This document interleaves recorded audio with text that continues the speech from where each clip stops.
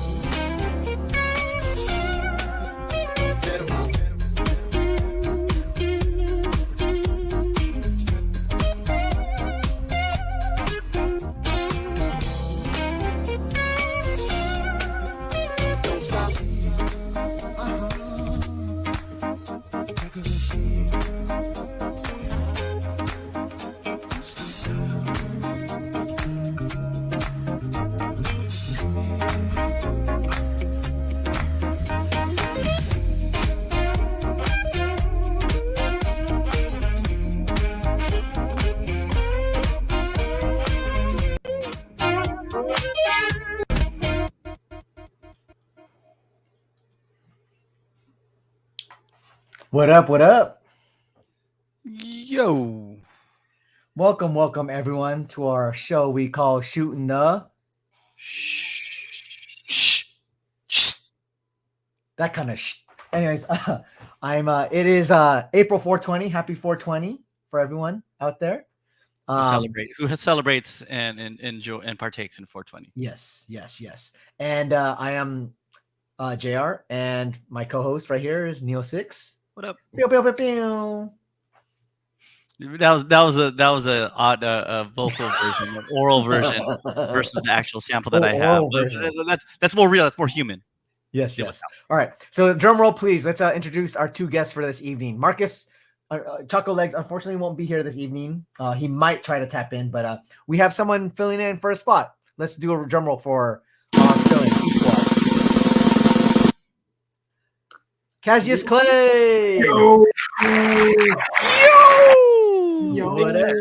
What's up? Just call me Mocha Legs. Mocha Legs. Yeah, we'll call you Mocha Legs. No, don't do that. I'm just kidding. Champrado Legs. Oh, man. All right. Okay. And now let's introduce our special guest for this evening, who will try to keep us on the straight and narrow, and will definitely keep our conversation going, hopefully. If I can help it. Drum roll, please. Nerdy Curious. Hey.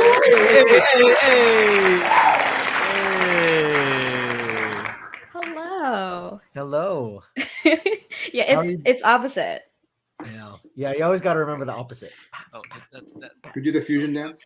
I can't do Yeah, right. Oh, wait, wrong way. All right. Okay. So we have a lot to cover. There was a great video I was going to show, but I don't want to show this at the top because I want to save this for 7 minutes. So we're going to go back to one of our, our favorite little Filipino PBS short, Jelly, Ben, and Pogo. We're going to show one of those little episodes. Yay! There's actually a ton that popped up. So we'll check this one out. This one is called, I haven't pre-screened this one, so we'll see how this one is. This one is called Float Away Squee. My name is Jelly. I'm her brother Ben. I'm Pogo. I'm a sea monster, and we're all best friends. Jelly, Ben, and Pogo. Squee, you are so funny. Don't do that. Tag, you're it, Squee. I think Squee's tired. We'll let her rest in the sand for a bit. We can build her a little castle. That's a great idea. I'll just get my special castle bucket from my house. Thanks, Pogo. Whoa. How big should we make it? Probably Squee size. Oh no! Maybe we should just ask Squee what she wants. Oh no! Squee's floating away! We have to get her back! I'll call Pogo. Pogo! No, wait! Yeah? Nothing. Squee is great. Okay, I trust you. Why didn't you tell Pogo we need her help? I don't want her to be upset that we lost Squee. I'm sure we can get Squee back on her own. I guess we can make something to reach Squee. Let's make it super duper for Squee! What do we need to get Squee back? Maybe she doesn't know where we are. Squee! Squee! Come back! I don't think floaties can hear. Maybe we can try this rope. We can't throw it far enough. What if we add weight?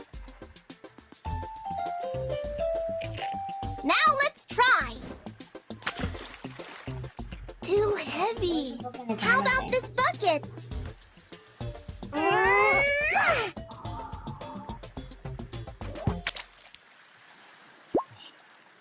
No, Squee, don't! Squee! I guess we can't get her back on our own. What are we gonna tell Pogo? Tell me what? Huh? Why do you guys look so sad? Pogo, we have something to tell you. Squee floated away.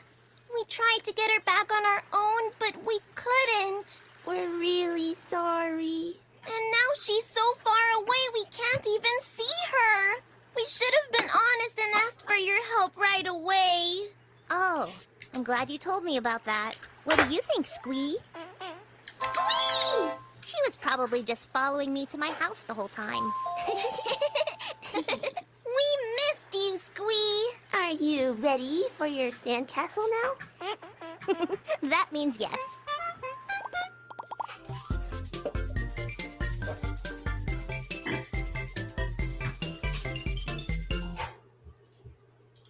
That's so Well, awesome. so wholesome. Well, I guess there wasn't any Filipino stuff in there, but there was.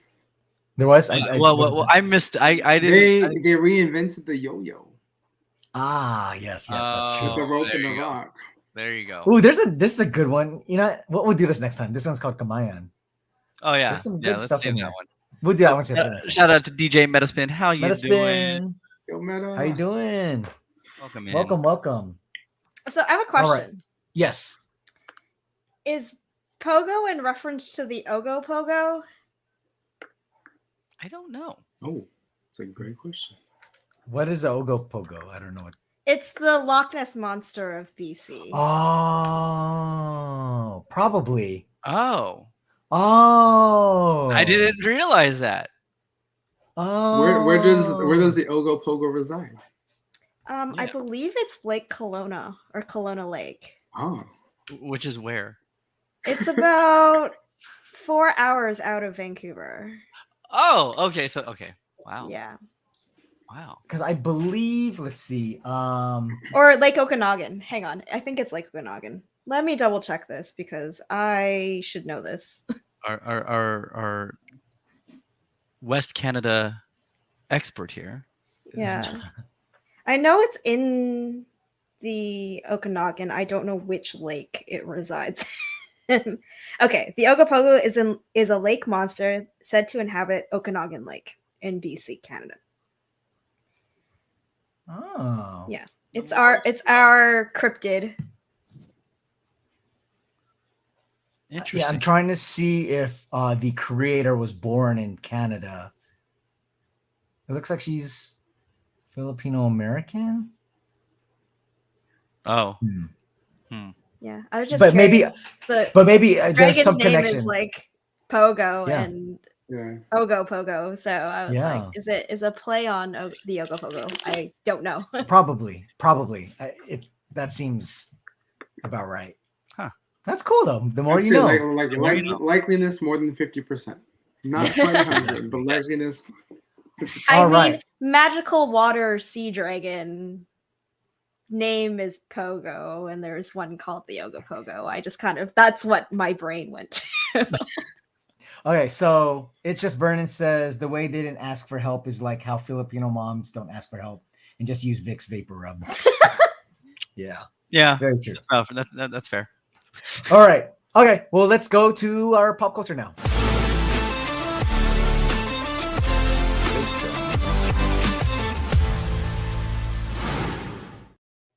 All right. Welcome to our segment called Pop Culture, where we're going to talk about tons of pop culture. There's a lot. We were talking backstage and we were saying, there wasn't a lot of stuff going on like early in the weekend. And all of a sudden, yesterday and today, just tons of news came out. So we got a lot to cover. Where do you guys want to go? Where should we start? You lead the way. You lead the way. Oh, man. I don't know. The pressure. Let's start with something light. Light? Okay. Yeah. Okay. Yeah. Let's STS Podcast start light and then go super dark and never come back. I live for the transitions, guys. I live for them. I so much pressure. Choose something heavy when I say light too. Watch. This isn't light, and we're just gonna jump right off. We're just gonna jump right off into this. Here we go. Of course. Here we go. Actually, no, we'll save it because I know like Rach will have a lot to say for this one. We'll do this one. Let's put see. your seatbelts on, everyone. Here we go. I'm concerned now. I have strong opinions about a lot of things. Well, let's do this one because like there's a lot of stuff you posted here that I haven't read about, so I don't know. So this one, we'll start off with this one. Oh. So here we go. Check this one out. So every week we do like a catch-up call, and on the tour we do like a weekly tour update kind of thing, and and we always send out this little spreadsheet of, you know, the percentages of tickets we've sold in each city. I gotta tell you, man, on this one question. What the fuck, Dallas? Dallas, what are you doing? Y'all don't fuck with me? Y'all don't. Hey, man, you know we fuck with you heavy in Texas. Really? What the shit, Dallas? Let me. What did I do? Let me know what I did. Y'all don't fuck with me, bro. What's going on? You know, I wore cowboy hats many times. I used to raise horses. I feel like I'm part of the city. You know, I've worn a cowboy hat or two. You know what I'm saying? The regular cowboy and Dallas Cowboys. I've done, but what the fuck? So I had to share this because it was just the most honest and very T-Pain-esque rant Oh yeah. that he posted on TikTok, and it was just also the fact that he does spreadsheets makes me really happy for some strange reason. That is just crazy though. Like, yeah, like LA, I saw what 100%. Yeah. Chicago, the same thing, and then Dallas is on the other side. That's just wild. It's also Meta, like, but Meta too saying Atlanta only at 45%. Yeah, that's I crazy. think those are the markets where like the mainstream, like the big radio stations out there, like the mainstream things, like they just don't have their shit together. It's 90%. It's like almost all promotion, like especially nowadays when just like flooded with content everywhere. It's you gotta if you want people to know T-Pain's coming to town, like you gotta put it out there. Right. Yeah, for sure. I gotta add though, if you all haven't watched T-Pain's stuff because he's on Twitch, and he's on there. Well, at least early on in the pandemic, he was on there a lot because you see him gaming and doing all this stuff. Yeah. But I saw one time he was producing a track, and it was really cool to see the process. I know there's quite other artists who do it, but it was really cool to kind of see like what was going on in his head and him kind of producing a track like live, and you know people like him taking like people's suggestions and stuff like that. So it was very cool to kind of see that process. Yeah, and he has like really great insight into the music industry, and he doesn't like bullshit anybody. Yeah, he like says like, you know, this is what's actually happening behind the scenes, and you know, you see the final product, but there's a lot of politics involved when it comes to producing music, and he's just super honest and frank about the industry. And you know, like he says he's very lucky to have the career that he has, to have the fans that he has, but also acknowledges like not everyone was as lucky as him going through being put through the ringer of the industry. Yeah. And DJ Metaspin says, I didn't know he was coming to Atlanta until just now. So yeah, I told you. And then Cass says, promoters. Yeah. They gotta get it's the promotion. Dropping the ball. Yeah, I'm sure the fans are there if they knew he was coming. Right. Yeah. For sure. Yeah. So they just dropped the ball. I think he also said like, Buffalo, I'm coming for you next. Now I wonder after this like TikTok came out, like what the percentage is now. Oh, it's funny. Dallas is sold out. Can't get tickets. Yeah. They heard it on a second day. But it's always a joy to see T-Pain, you know, because he's just hilarious and he's honest and yeah. Incredibly honest, but he's also a modern super Renard's humble. channel. Yeah, definitely. Okay, next up we got this is another one that so this is gonna be the Nerdy Curious show because Nerdy Curious posted everything, and I was like, oh, I didn't have to do any work this time around. So you get to rewatch every performance at the 2022 Grammys. Ooh. BTS, Silk Sonic, Olivia Rodrigo, and more. It was all uploaded. Where was it uploaded to, Nerdy? Do you know? They have it in this. They embedded it in this article, but it's all on the Grammys YouTube channel. And it was, I think, not yesterday, but the day before that they uploaded all of the performances. And there's some real bangers from that show. And I think I have like a renewed sense of like joy of watching award shows for some strange reason, because for a while there I was like, it's like kind of whatever. But the Grammys in particular, I really like their performances. I still think that the Academy is trash, but the performances are really just top notch, and everyone really like brought their A game. Okay, so aside from BTS, what was your favorite performance from this? Because I'm sure you saw Silk all of them. Sonic, hands Silk Sonic? down, Silk Sonic. Oh wow. Okay. Cool. Yeah. All right. They're there you go. they're super fun to watch. Their songs are really just, Mhm. you just want to like chill and party with these guys. Yeah. Yeah. And they picked up like all the awards, and rightfully so. Shout out to everybody that bought Sonic tickets before the Grammys. Now their prices are gonna go through the roof on the next tour. Oh, for sure. Yeah. And good for them though. I like to see both Anderson .Paak and Bruno kind of blow up. I mean, Bruno's already been a superstar, but Anderson .Paak kind of going, and I feel like an extra level. Yeah. Until Sonic now. Asian representation. Yes. And it like the Asian representation in particular for this Grammys was like just through the roof. Her performed, she was fantastic. Yeah. So there's so much to be like really excited about, and I just thought they put on a really good show. I was very impressed. Cool. Awesome. All right, there you go. So I put the link in the chat to all the videos that are embedded in there, or you can check it out on the Grammys channel on YouTube. All right. Next up, we got a couple of album announcements. Kendrick Lamar appears to announce new album, Mr. Morale and the Big Steppers. And just like that, it appears the long-awaited new Kendrick Lamar album is coming soon on Monday, April 18th. A press release was released via Kendrick. That's horrible writing. Released via Kendrick Lamar's website, which seems to signal he will be dropping a new album next month. Ooh. It's kind of wild because and we'll talk about this. Actually, we'll talk about this too because I know. Well, actually, I'll bring it up when I show the other album coming, the other album announcement. But the factual information for this release will come directly from this source only. The press release concludes. And let's see. So it should be pretty dope to that he's coming out with something. What's up? The website Oklahoma. What is that?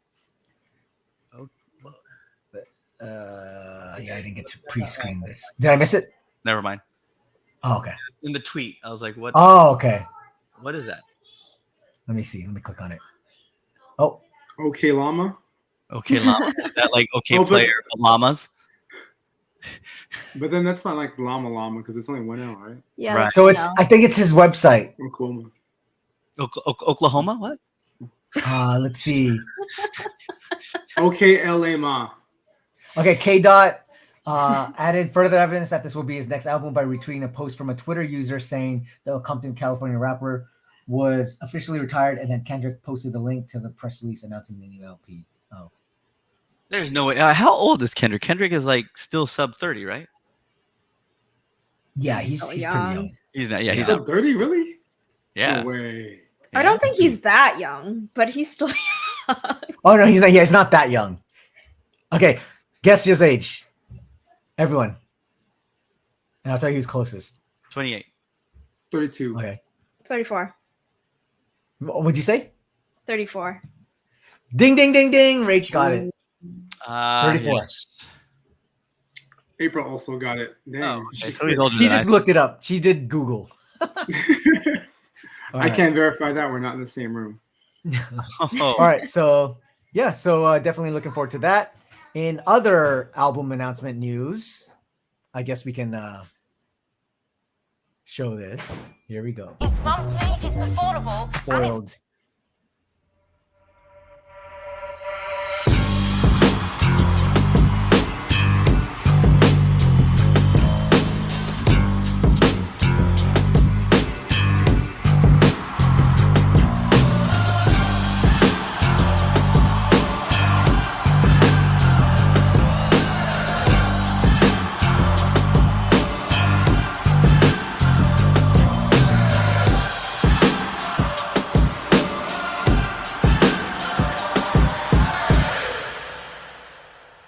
We are bulletproof.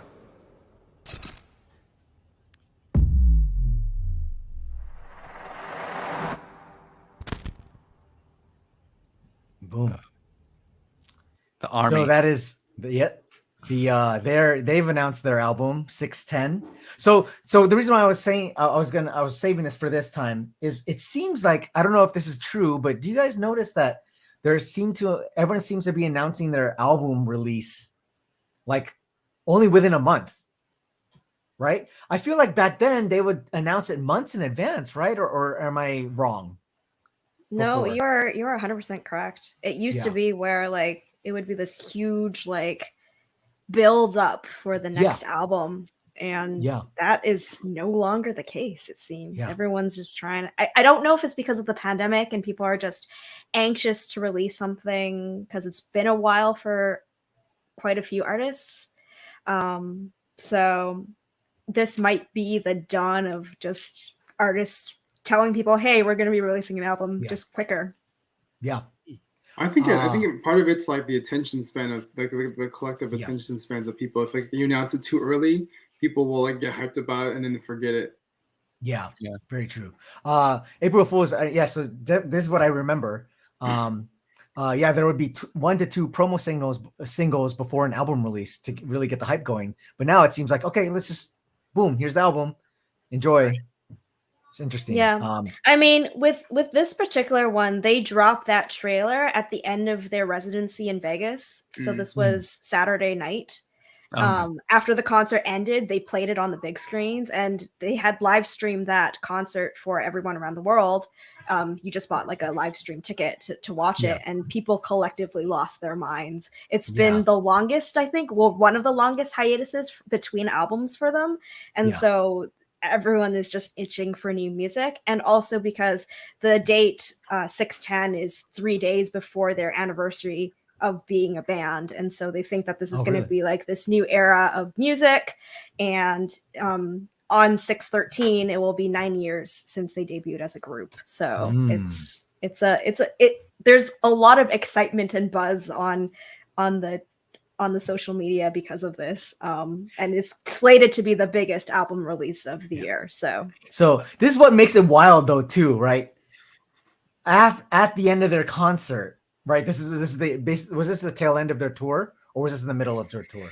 So this is the end of the Permission to Dance tour. It wasn't real, like an actual tour. They had 3 dates. They had one in LA, and they had one in Seoul, and then they flew to Vegas for the last 4 concerts.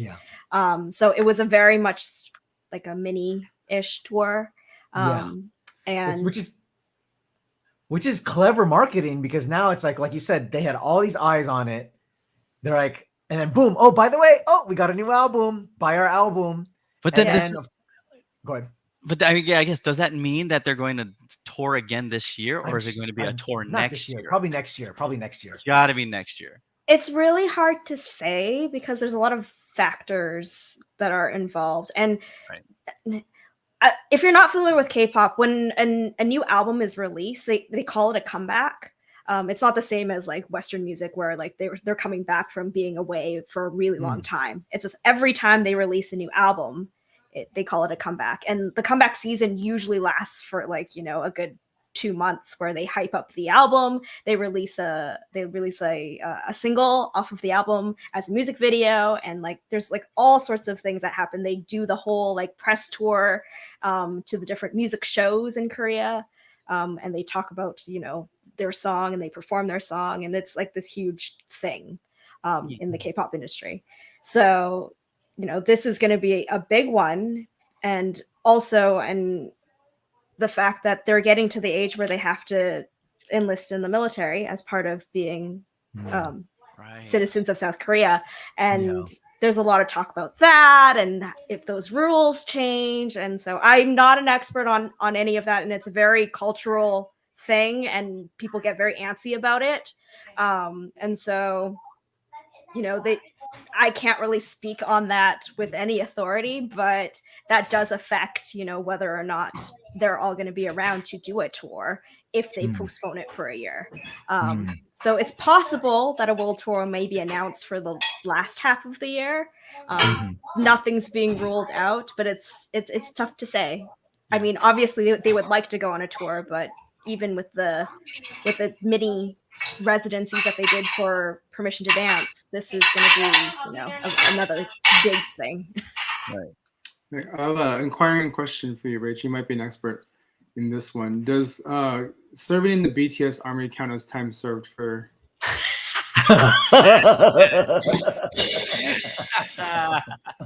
Well played. Good job. Real quick shout out, Sick and Crazy. Forgot to say what's up. Yo, how you doing? Sick and Crazy, what's going on? And I think we already said what's up to April Fools, but gotta acknowledge April Fools, the better half to Kaz Clay. April. What up, April, you fools? What's up? April's the best. Awesome. Yeah. So so definitely some albums to look forward to. You got BTS, you got Kendrick. I think there was one other one. And whatever else gets announced a month before it releases. Yeah. Yeah. I feel like there's a lot of music that's just going to drop this summer. It's just going to be, And in all honesty, like BTS did not have to announce anything. They could have just dropped it tomorrow and it would have broken any record that existed previously. Most likely, yes. I think this was more of a statement to other groups. Hey, June is ours. What's the time frame to like release things to make cutoff for award nominations? That is an excellent question. I'm not entirely sure. Good question. That's a good question. There is a date. Do you know the answer to that question? No, I missed the question. What was the question? Oh, like what's the cutoff for to be like eligible for a Grammy for a particular year? What's like the cutoff date for like your album to release? I don't know. Yeah. Because I know like that happens with like movies, right? They like there's like a flood of movies like right before the cutoff. Okay, got date. it. Oh. Okay, so Within December? what? I feel like it's more normal than the Oscars. So Yeah, so I I think it's guess more at normal least as well. so for one of them, it was basically I think wait, what? I don't know why it says 120. This date looks wrong, but it's basically through September 30th. Oh, interesting. Okay. Yeah. Okay. So if you don't, okay, here you go. Yes. So the eligibility for the upcoming one was September 1st, 2020 through September 30th, 2021. So basically it's September to September is the eligibility period. Yeah. Yeah. And usually the Grammys it just happened, right? So it was in April, right? Yeah. So Technically, they happen in February, okay, but they delayed COVID. it because of COVID, Yeah, Omicron. okay. Yeah. Okay, got it. Cool. So that means September. So then if they'll be eligible for the 2022. 2020. No, they won't. Because they just dropped it. It'd be 2023. Yeah, you're right. Yeah. Because this year's awards is over. So Yes. Yeah. Cool. You couldn't do a doubleheader this year? nope, that's not something the Grammys do. There's a lot of things that the Grammys don't do. Yeah. All right. Okay. So going from an army to a legend. Ooh. Oh, nice. I'll give that.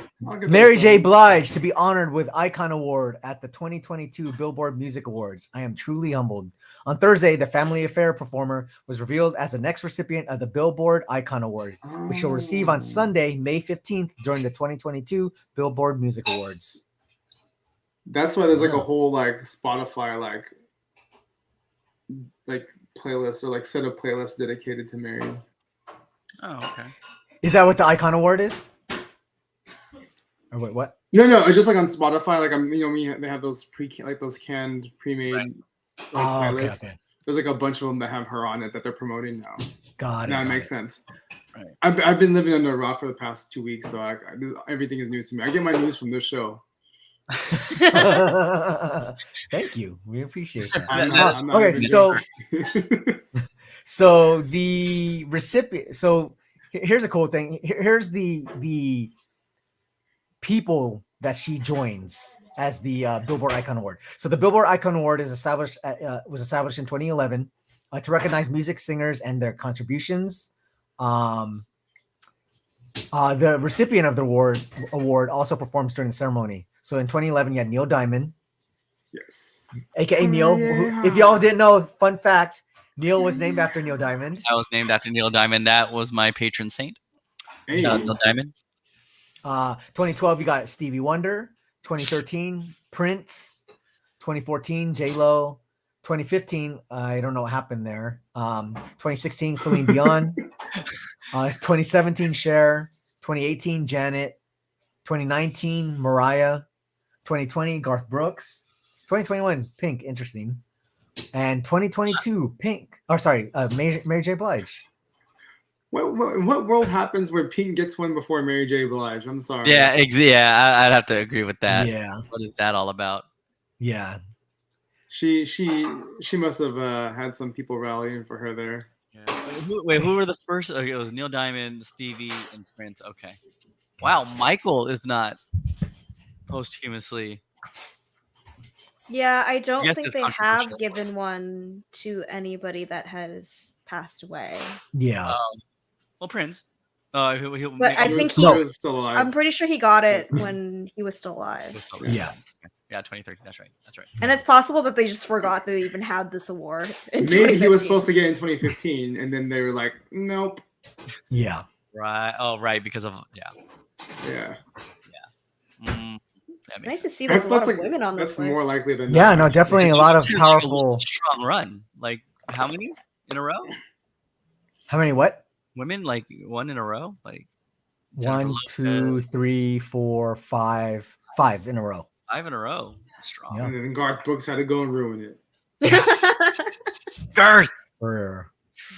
Yeah. So yeah, that's pretty awesome. Definitely always looking forward to her perform. You know, it was cool kind of seeing her she performed at the Super Bowl, right? For a quick second. So that's cool. But now it'll be really like, I think when they do the icon, like they do like a huge number, right? Yep. Mm-hmm. Yeah. They do. This should be awesome. Nice. Who would you want to be next on that list? Ooh, Good that's a question. Good question. Dang. Let's see. Alive. Oh gosh, that's hard. They gotta put Jay-Z. What say you, chat? What say you? They Yeah, gotta chat, put let Jay-Z. us know. I feel like Jay-Z is like within the same realm as maybe a little like later than Mary J by a little bit, but I feel like because there's no other rapper on there, right? Right. I was like, if Yeah. you go by the track record, it's like 96.5 artists, like KYT. Yeah. Right. What are you going to hear on your like light rock less talk stations?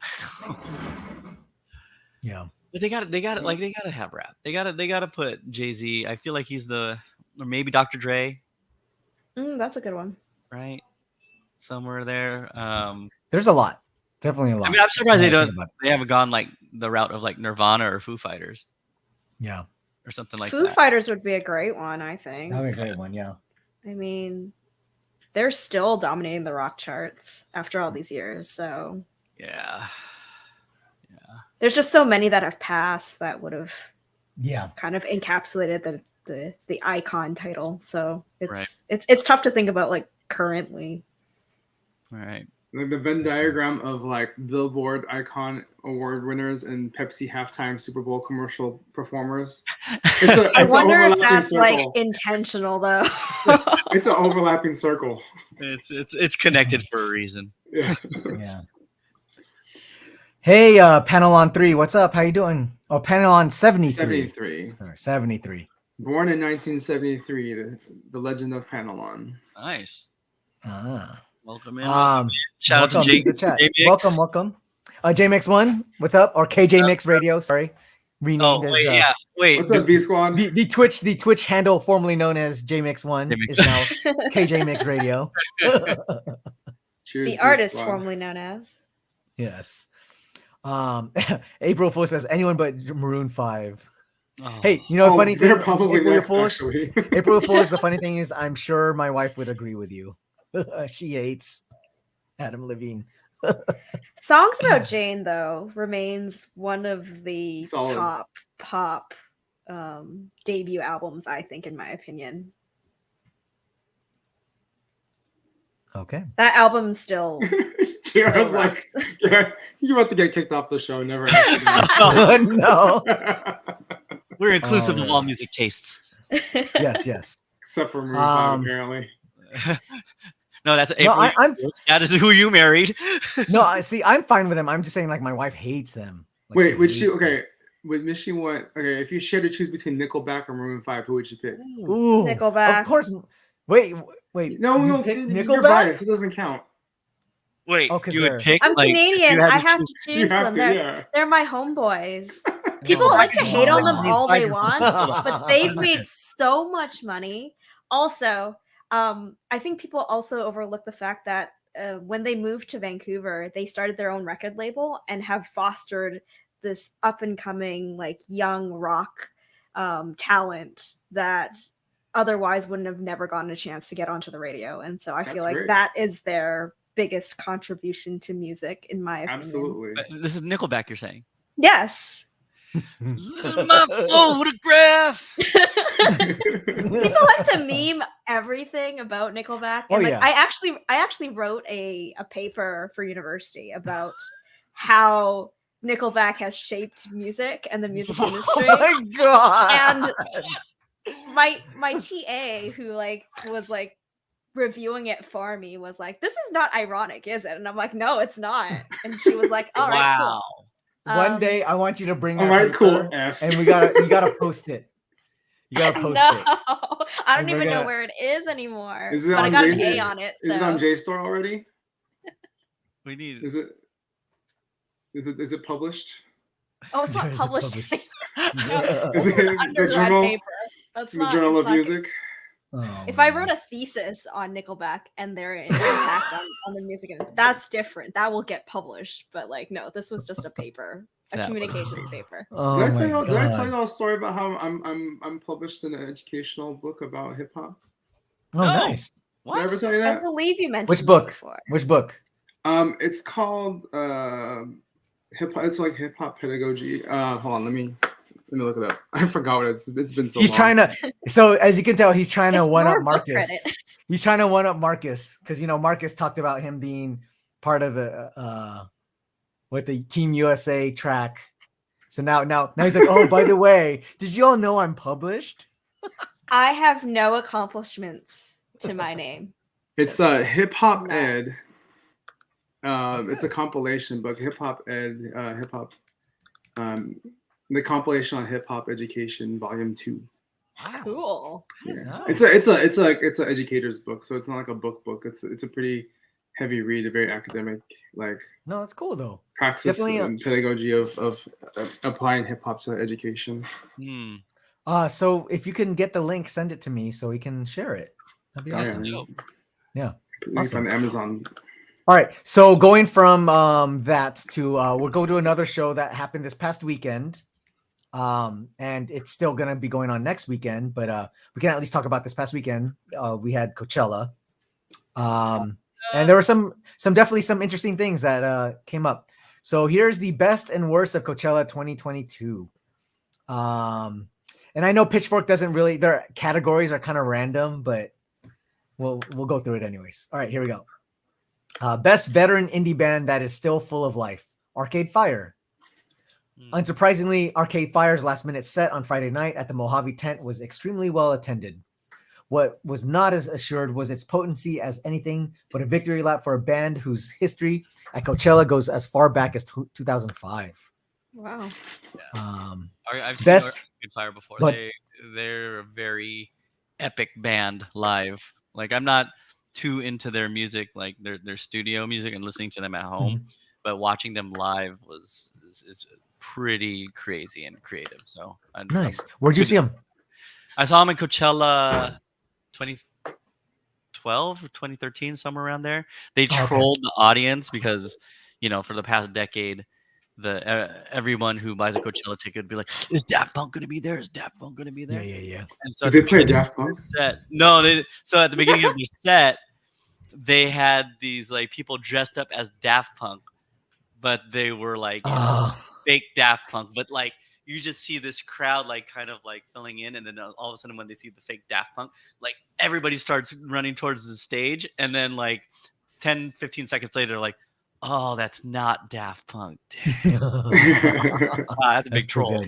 That's a great But- troll. But like, yeah, like, but then after that, they got everyone's attention, and then they just had a crazy visual, like, really insane performance. So they're Awesome.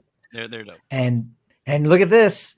I'm sure Nerdy Curious, aka Rach's Glee, we have best foreign incursion, Canada's Coachella takeover. Oh, wow. Montreal's Arcade Fire were not the only north of the border act to make an impact this weekend, while Toronto's Bad Bad Not Good was easing into a Gobi tent performance that would stretch well into the early hours of Saturday morning. Headliner Harry Styles brought out a surprise guest, Order of Canada recipient Shania Twain, who joined Styles for her eternal 90s hit, You're Still the One, and Man, I Feel Like a Woman. Wow, that's dope.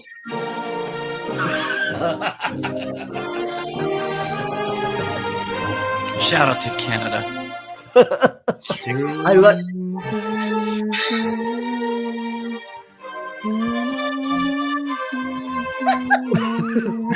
What? I love how you had that cue ready. That was I had awesome. ready to go. I have it ready always for Rachel. So, and then the Thank other you. people I who- appreciate it. You're welcome. So the other people who were there too were BC native Carly Rae Jepsen, and then Daniel Caesar was joined on main stage by fellow Ontarian Justin Bieber. Then on Sunday, the Canucks completed the takeover. The Weeknd, who had previously played Coachella 3 times in a 6-year stretch, culminating in his 2018 headline gig, was lured back reportedly at great expense to help fill the void created by Kanye West's withdrawal. Oh, yeah. That's quite a look at that. That's quite a bit. Good job, Canada. Yeah. Like I said before we went live, I am a proud Canadian, and if you want to make everything Canadian, I'm okay. Make Coachella Canadian. It's fine. It's all good.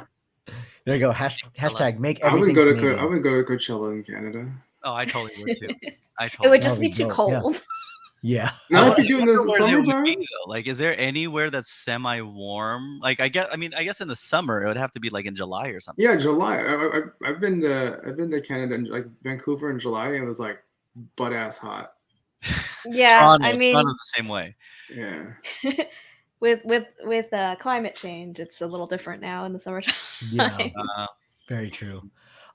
Worst sign for Megan Thee Stallion's exes. Megan's new diss track.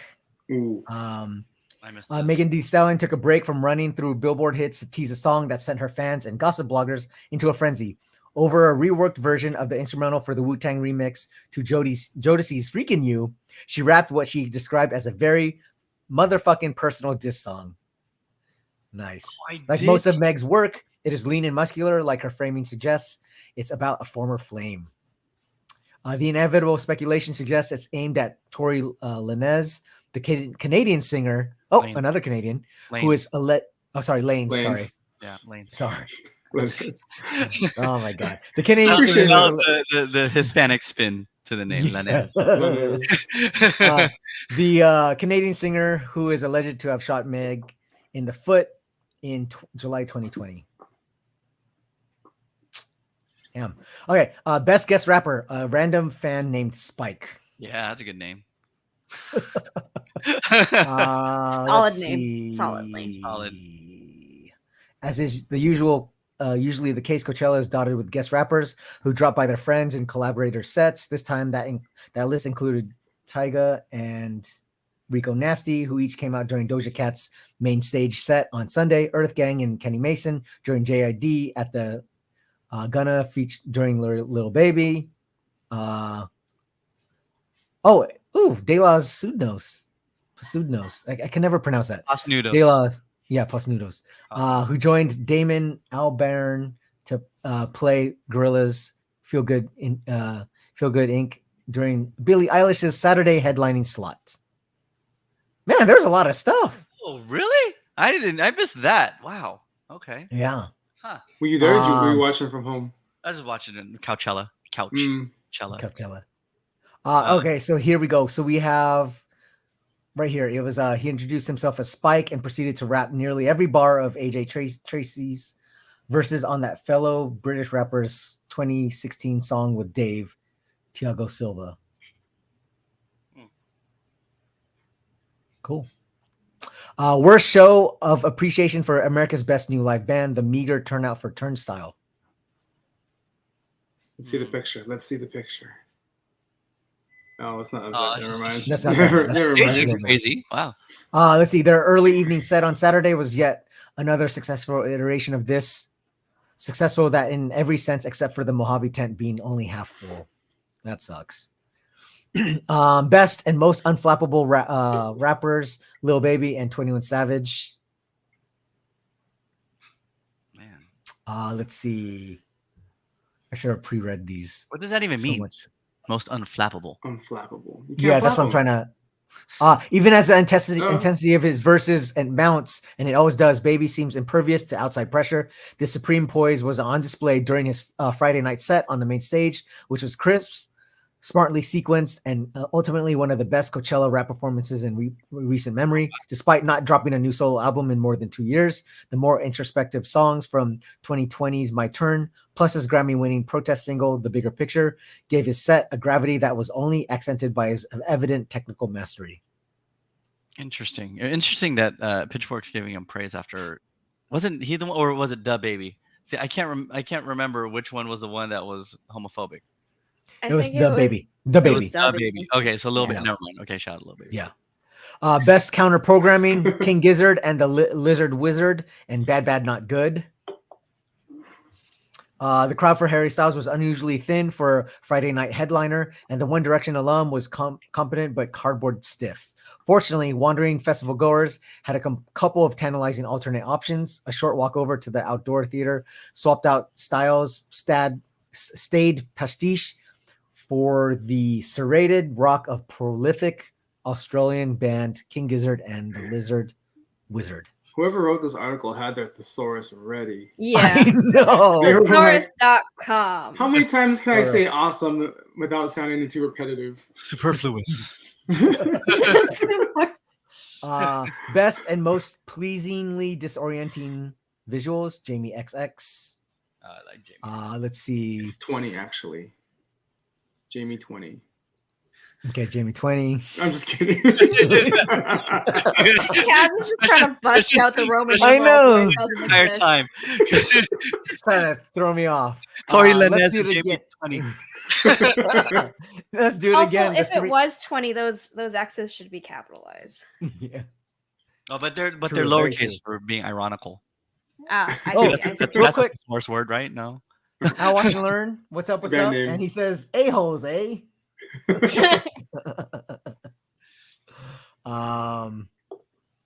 April Fool's interesting a guess. It's kind of like Canada you ought to reference? know. Yeah, I think Oh, he's yeah. being silly. Yeah. Okay, so the disorienting visuals were the three giant video screens behind him were black. Soon they're illuminated by flashes of light and color, but what was abstract quickly resolved into the mundane. Those screens were repopulated with what looked like real-time footage of the crowd, quick shots of fans smiling and nodding along to the music. That seemed to linger on a few key figures, a young woman in a Cleveland Browns jersey and another in a cropped New York Yankees top, along with a slender young man in a cowboy tee, and a stockier one whose shirt featured a giant portrait of Ned Flanders from The Simpsons. What? Okay. That was noteworthy word. I know. That It's Crowd like, really? shots. are the Wow, most- the very greatest thing ever. disorienting. Cowboys Yeah. or Cowboys. Hey, whoever wrote this was probably like rocking a molly at the same time, and like this is amazing. Yeah. He's still coming down. He's still coming Yeah, down. he's still- Coachella. But so one of the other big things that was talked about was right here. You have Danny Elfman. Oh, Danny yeah. Elfman flexes musical muscles at Coachella with unhinged hardcore version of Simpsons theme songs from Pee-wee, Nightmare, and Batman. You could have led with, speaking of The Simpsons. Oh, I know. Oh, Hire fail. hire a new Wah, writer, wah, JR. wah. Does Danny Elfman have like all these tattoos on him? Is that what that is? Yeah. Wow. Apparently. That is not what I thought Danny Elfman looked like. That's He looks Wait, like what Carrot would you Top put- with tattoos. What would you Yeah. picture Jenny Elfman to look like? I don't know, like a conductor. You know Yeah. what I mean? Like a conductor? definitely more of there- like silver long. You're flowy expecting like a hair. penguin tail, like a penguin. What's it Not- called? Tuxedo. Not completely like that, but definitely not like a hardcore rock dude, like Carrot Top guy. Like, yeah. He looks like a total like he looks like he's a front man for an AC/DC cover band. Cover band. It's like if Flea and Carrot Top had a kid. Not good enough for actual AC/DC, but good enough for a cover band. Well, I mean, yeah, so he is good enough for actual AC/DC, but I mean, wow. He only did the Simpsons theme, Spider-Man main title, Breakfast Machine from Pee-wee's Big Only. Adventure, Ice Dance, the grand finale from Edward Scissorhands, Alice's theme from Alice in Wonderland, and the Batman theme, and stuff from Nightmare Before Christmas. That's it. Yeah. Just cover band worthy. That's it. Yep. Yeah, Very much so. that's so interesting. But let's see. Yeah, people gave him like such a hard time for like performing without his shirt on, which I just like, but why should that matter? Like, I don't understand. Yeah, it's not like he looks like ridiculous. They just weren't ready. That's all. Ripped. Yeah. I want my music icons to be ripped, damn it. I mean, he looks pretty muscular. So no, he looks like he's fit. I remember seeing here, I think it might be in this article. Danny Elfman on losing his shirt and owning a wild web-busting Coachella show. I thought, can they hang me for this? He remembers joking, look, we have 30 minutes to set up a show that's never been performed before with 50 musicians on stage. What can possibly go wrong? Danny Elfman saw his career flashing before his eyes during his performance Saturday night at Coachella in more ways than one. Yes, there was the 40-plus career encompassing aspect of the set list from, we mentioned all those titles. But aside from that, Elfman also says he experienced just about every mood he's ever had on stage over the course of that hour on stage, from a dread about technical aspects not going as planned to an ebullience in the show's final stretch. His appearance would have been inevitably have been one of Coachella's most talked about even if it hadn't been gleefully received as a fast-forward tour de force by untold millions watching the live stream at home, as well as the thousands on hand. So Neil, I know it sounds like you watched a bunch of performances. You didn't get to see this. Did you? I did not get to see this one. I should have, I can't remember what time it was. I think it was like at 9 o'clock or something like that. And I was meaning to, but I think I was too tired to watch. But I do like the trend that Coachella is doing now, where they're inviting these Hollywood composers. So like Hans Zimmer, I think was 2019, 2018, somewhere around there. And that was like, you saw his name on the bill and you're like, what's that doing here? Like, I guess I want to hear like the whatever theme songs. And then like you see him rock it, you're like, whoa, that is just insane. So, Danny Elfman, flipping his theme songs in these like crazy rock things is cool and is on brand. And I think it has that surprise factor, that people are not used to, because everyone else at Coachella you kind of know of, especially the headliners. So to kind of have that different kind of act during like the peak hours of Coachella is pretty cool. So I'm curious to see who else is going to be part of it. I think it would have been music is really cool. That's the big thing is that people tend to forget. Classical music is like OG pop music of the time. So Well, I think too, like, when I was living down in LA, and I'm sure that still goes on now, and it's been showing up a little bit in San Francisco too, but like when they get like, I think they did like the LA Philharmonic would play alongside like, or play over a showing of Back to the Future or something like that, right? Like when you had those types of shows, like the crowd goes crazy, right? When they see it. And so, I think that was a good litmus test of like, oh, maybe these people can be more pop than just reserved for the conservatories, right? Like, 100% agree. Love to see that. Love to see more of that. I also want to point out that San Diego Comic-Con was the first to kind of like showcase orchestral music as being like cool and mainstream, because they would invite all of these composers to have concerts during Comic-Con.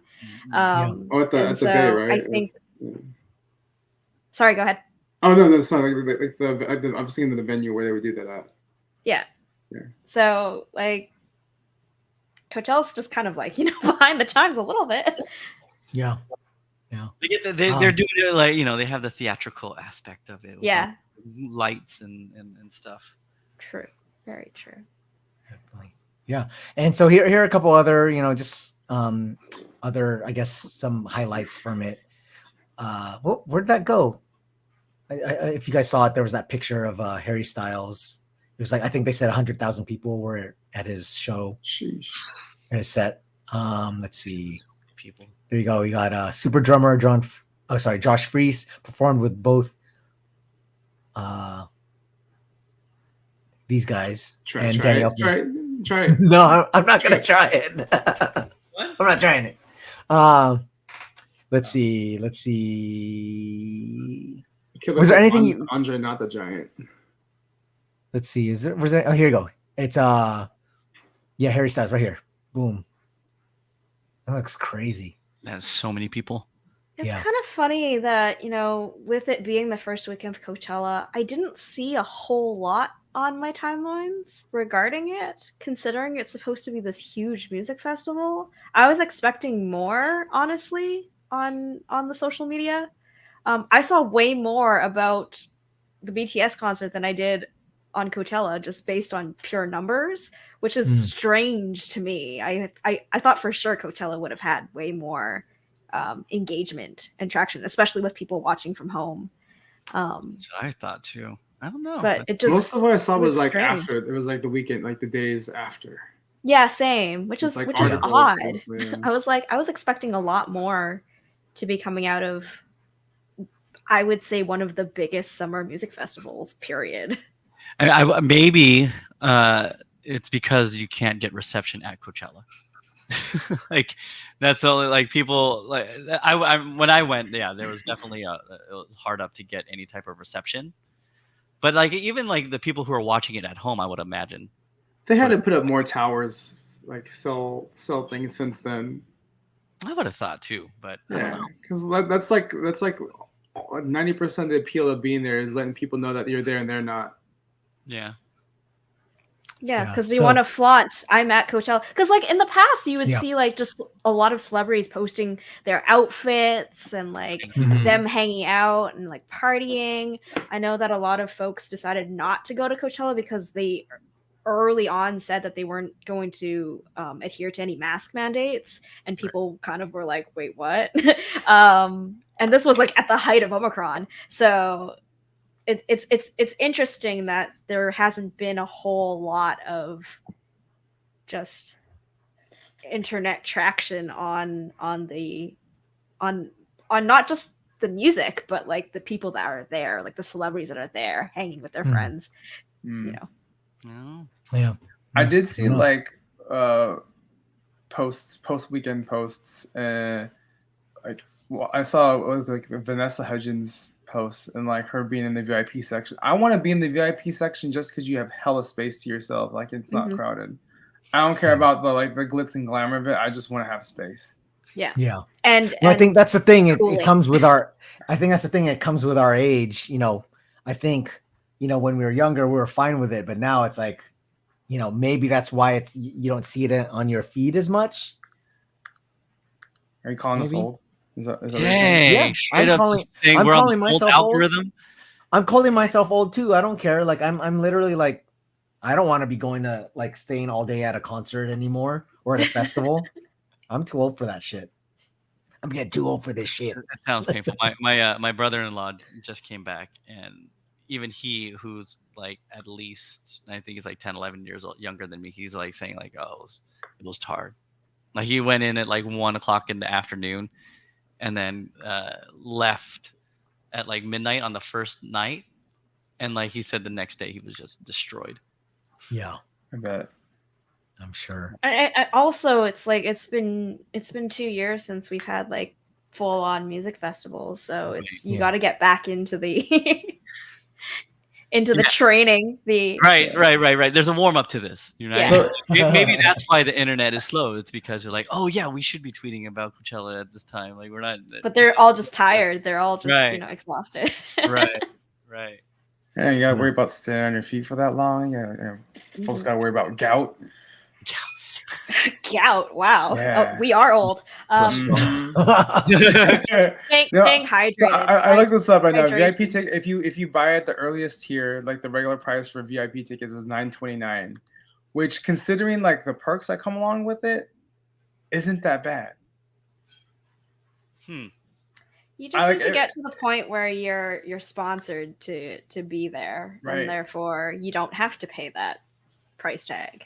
So if there's any brands out there that are looking for a live stream from shooting the shit, let us know. We could be your brand ambassadors. Good luck Yeah, getting yeah. signal Coachella out next there, apparently. Yeah. Good luck No- with the live no streams when there's no signal. signal. Yeah. You must bring T-Mobile, your own AT&T, what's up? T-Mobile, what's up? Let's So, oh man. All right, so that's weekend 1 of Coachella. I'm sure there's more to come from weekend 2. It seems like right here. Are you familiar with this group, Espa? Rach? Yeah, they're a K-pop group. Okay. I'm not particularly familiar with them, but I do know that Okay. Epic High and there were other K-pop acts that were like, it was like if you were an early 2000s K-pop fan, Coachella was the 2NE1 place showed to up. be. Mm. Oh yeah, 2NE1. 2NE1. To anyone, yeah. So yeah, so it was there was quite a bit of K-pop representation at I'm the surprised there wasn't Coachella. a mention in the article about. So like I think it was during the 88 Rising set, and Nicki was performing when like the power on that stage just like shut out mid set. Wow, really? Yeah, and then like the fans were like finishing the song basically on their own Oh, because that's cool. everything Oh, cut out. wow. And then they restarted it like I think at another stage or like on that stage, but then like some people went away and then came back for it or stuck around. Yeah. Yeah, that happened too, but I guess that wasn't big news at all. It's strange. Like I said, you would think that the Coachella would be generating quite a bit of buzz, and had it not been promoted on Twitter, I wouldn't have seen anything. And that I also to didn't know, me is yeah. odd. I didn't know it was happening in the this weekend. past. Oh, you didn't know it was happening this weekend? Mm. Yeah, I knew in the past that they really like promoted heavily on all social media platforms, and it just seemed really quiet. Mhm. I'm pretty sure that the Kanye stuff threw off a little of the momentum a couple of weeks ago too, True. right? Well, I'm wondering if they Yeah, also I know. like ticketed at a reduced capacity, anticipating COVID stuff would still be around. So like just a sheer number of people compared to like what a normal year would be is a lot less. Which I'm very curious to hear. What who caught COVID at Coachella? There is just no way you could have a whole 100,000 city there for 3 days rocking out and not one COVID case. Oh no, there's for sure are. Oh yeah. Possible. We'll find out. We'll find out. Yeah, Maybe. in the next couple of weeks, we'll know. Yep. Yeah. Exactly. All right, so that's Coachella, and I'm sure we'll have more to talk about next week when weekend 2 passes. All right, next up we got. So we talked about this in like a couple weeks ago, how Snoop Dogg basically took away some of the albums from the streamers, and he actually talks about why he did that. Snoop Dogg talks about removing several Death Row albums from DSPs, which stands for digital something providers. Yeah, digital service providers. Death Row Records owner Snoop Dogg announced that he's removed select albums from himself, Dr. Dre, and the Dogg Pound on streaming services. He basically says they weren't making money, and he took away from the ones that weren't giving enough money, I think is what he was saying. Let's see. So who were they? Was it from like Spotify? Yeah, hold on. I saw Amazon.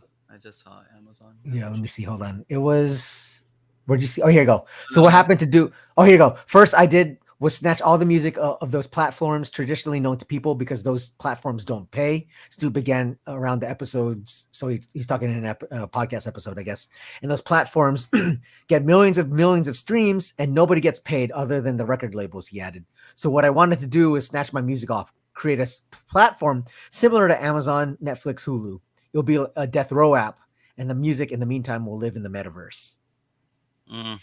Okay. So I guess he's trying to build a platform. I'm iffy on that. Yeah.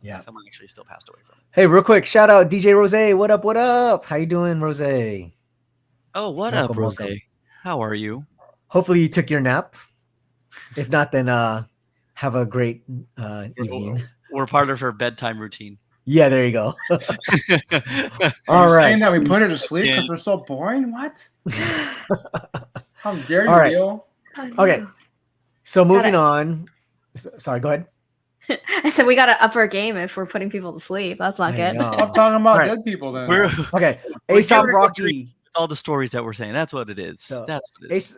So in other news, ASAP Rocky arrested at LAX in connection Oh, to shooting. jeez. ASAP Rocky was detained at LAX after arriving on a private plane from Barbados. The arrest was in connection to a November 2021 shooting. There's trouble in paradise for a father to be ASAP Rocky. He had flown to the airport from Barbados, where the rapper had been visiting with his girlfriend, singer, and businesswoman Rihanna. He met by LAPD officers at his terminal. Mayers was arrested for suspicion of assault with a deadly weapon and taken away in handcuffs. Wow. Yeah, so I guess the shooting in question was on November 6th, 2021. A shooting occurred near Vista Del Mar and Selma Avenue just after 10 that evening. The shooting victim, who survived, claimed that Mayers was walking with two others when he approached the victim and opened fire with a handgun. The victim alleged that Mayers shot at him 3 to 4 times and that a bullet grazed his left hand. Straight up near the beach. And as you guys know, I think we talked about this. He's expecting his first child with Rihanna, and basically him and Rihanna got closer during the lockdown in 2020, or when it started. So yeah, we'll see. Hopefully, I don't know what to say with this. Hopefully the justice will be served either way. I'm just Thoughts? you're like, a AAA artist, right? Like ASAP Rocky in 2021. Like, how are you still getting caught up? Stuff like this. People just You know can't what I get mean? away, man. It's crazy. Like, he's been in the spotlight for a long time. Really Yeah. long time. Like, I mean, I don't know. That's just crazy. Yeah. All right. Okay. Next up, Mac Miller, drug dealer. This is a horrible sentence too. Mac Miller, drug dealer, sentenced to over 10 years in prison. On Monday, Ryan Rivas was sentenced to 10 years and 11 months in prison for supplying Mac Miller with drugs that led to his death in 2018. Ryan Rivas, one of the men who supplied Mac Miller with fentanyl laced pills, which led to his September 2018 death by overdose, has been sentenced after pleading guilty to one felony count of distributing fentanyl last November. On Monday, Rivas was sentenced, as I said, to a little over 10 years. According to the Rolling Stone, Rivas requested a 5-year sentence, claiming that he was merely a middleman in the transaction and that he didn't know the pills were laced. Prosecutors instead wanted Rivas to face a 12.5-year sentence. So what did you get convicted of? Just selling drugs? Or Yeah. Or what? Well, yeah, selling. Well, I don't know what the technical. Let's see. Yeah.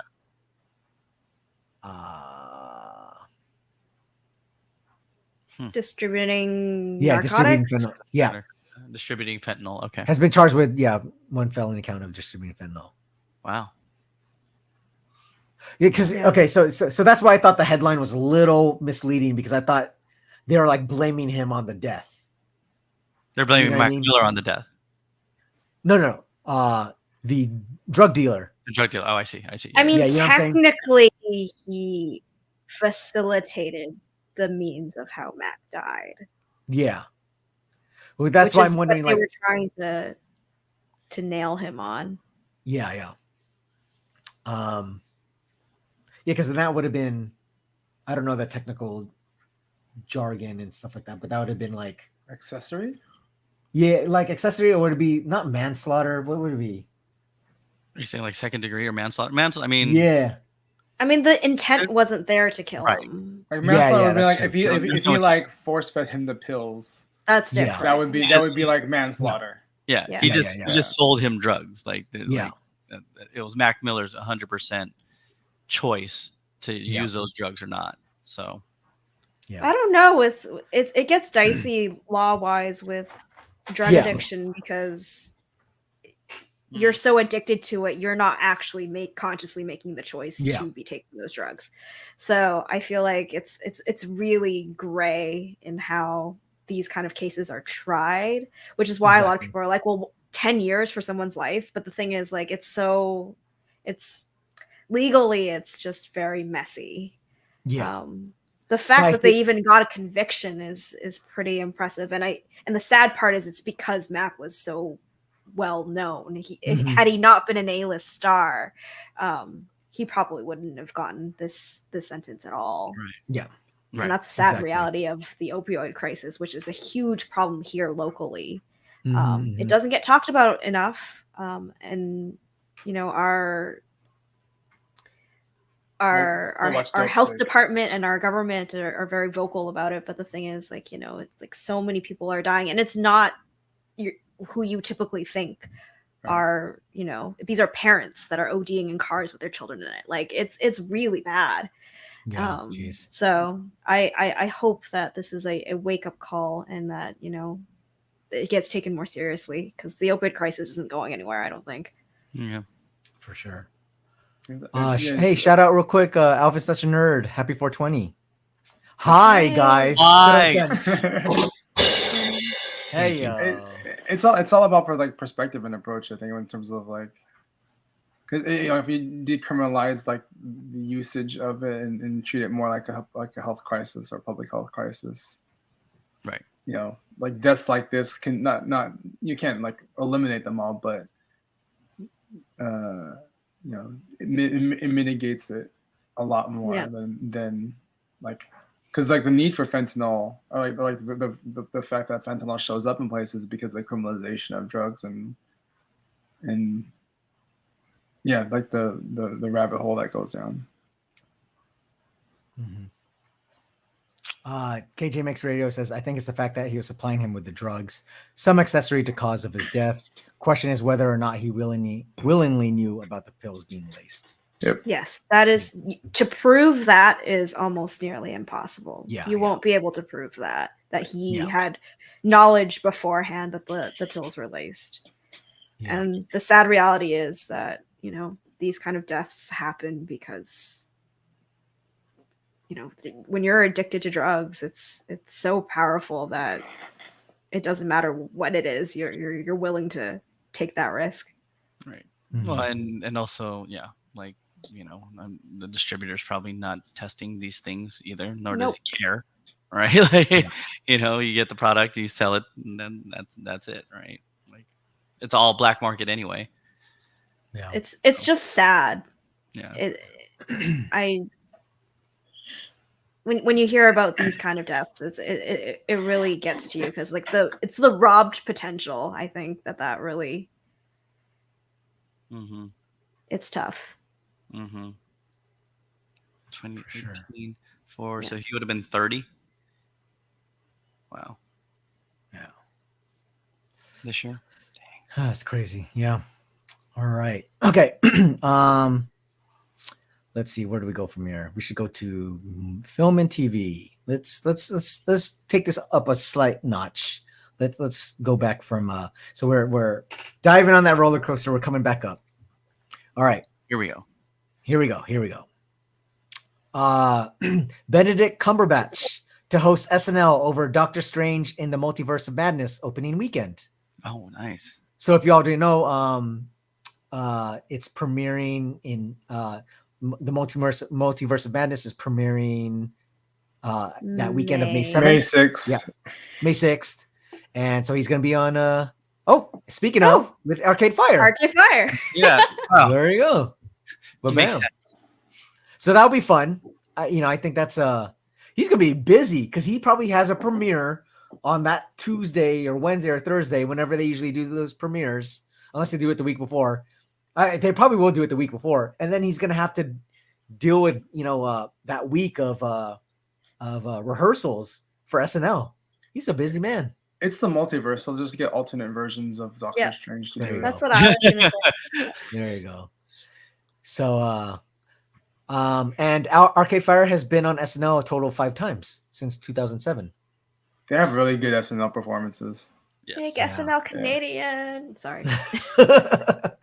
And Benedict. Oh, and so Benedict, this will be his second time on SNL.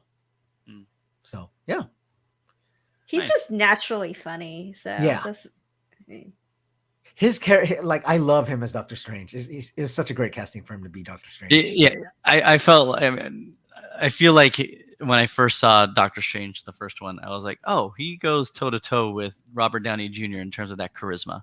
Oh yeah, yeah. Like, well, I mean, I kind of know what happens already, but like, you know, seeing Doctor Strange become more and more prominent, yeah, it makes sense. How do you know what happens?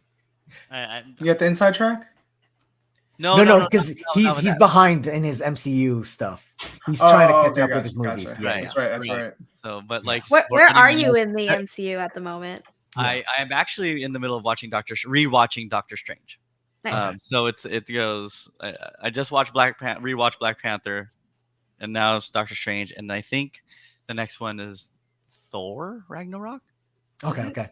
You're getting close. Okay, yeah. Yeah, it's getting probably closer. Ragnarok. Yeah. It's getting closer, and it's There- like Ragnarok and Ant-Man and Wasp. Like Yeah. those are kind of the next two, I think. Gotcha. So it's funny that you say that, how he's on par with Robert Downey. Their interactions in basically Infinity War and Endgame are like great. Like it's just so great seeing them on screen together. Love Yeah. it. It's Yeah. and I think you'll get a kick out of it. Yeah. Makes Well, you enjoy I it. did see Infinity War. Remember, I saw that already. Oh, that's right. You kind of jumped ahead. Yeah, I yeah. kind of jumped ahead a little bit, so I'm gonna rewatch that. So I've seen it. Yeah. Okay. Yeah, very good. Very good. they have yeah. great acting chemistry. I also Yep. think they're kind of cut from the same cloth in terms of acting. Mm. They're very magnetic on screen. So plus it makes sense. They both played Sherlock. I feel like that's like Oh, a very yeah. charming Oh, character. Wow. Yeah, point. that's right. Wow. It makes sense. Yeah. Yeah. Good point. Huh. All right. So definitely tune in for that. Next up, we got. Oh man, I guess we're gonna have to kind of go back down again because Rach Here's a roller threw this in coaster. here. This is another roller coaster. We're going back down again. What did I throw in there? I don't remember what I. what? Ezra, the Flash Oh. star Ezra Miller arrested in Hawaii again. Speaking of Hawaii, J-Mix right there. He said he's gonna be in Hawaii that weekend. Yeah. Don't get caught up Um, like the Flash. Yeah. This is the actor's second bout of legal trouble in the Aloha State in less than a month. Oh, wow. He's wilding out. Okay. So what happened? Okay, so here you go. He can't seem to stay out of trouble in Hawaii. The actor who plays the Flash in, the Warner Bros. DCEU was arrested on Tuesday, according to a release. Okay, let's see what he did. Was taken into custody on the Big Island at around 1:30 a.m. local time following an altercation at a gathering at a private residence in Pahoa. The police report notes that Miller, 29, became irate after being asked to leave and reportedly threw a chair, striking a 26-year-old female on the forehead, resulting in an approximate half-inch cut. The victim refused treatment for the injury. Miller was arrested during a traffic stop shortly after, but released pending further investigation. It remains as an active investigation. Representatives for Miller did not immediately respond to EW's request for comment. So is he's just been, is he shooting anything right now, or he's just hanging out in Hawaii? Let's see. Do you guys know? I have no idea. I have no idea, but like there was like some just interesting discourse about how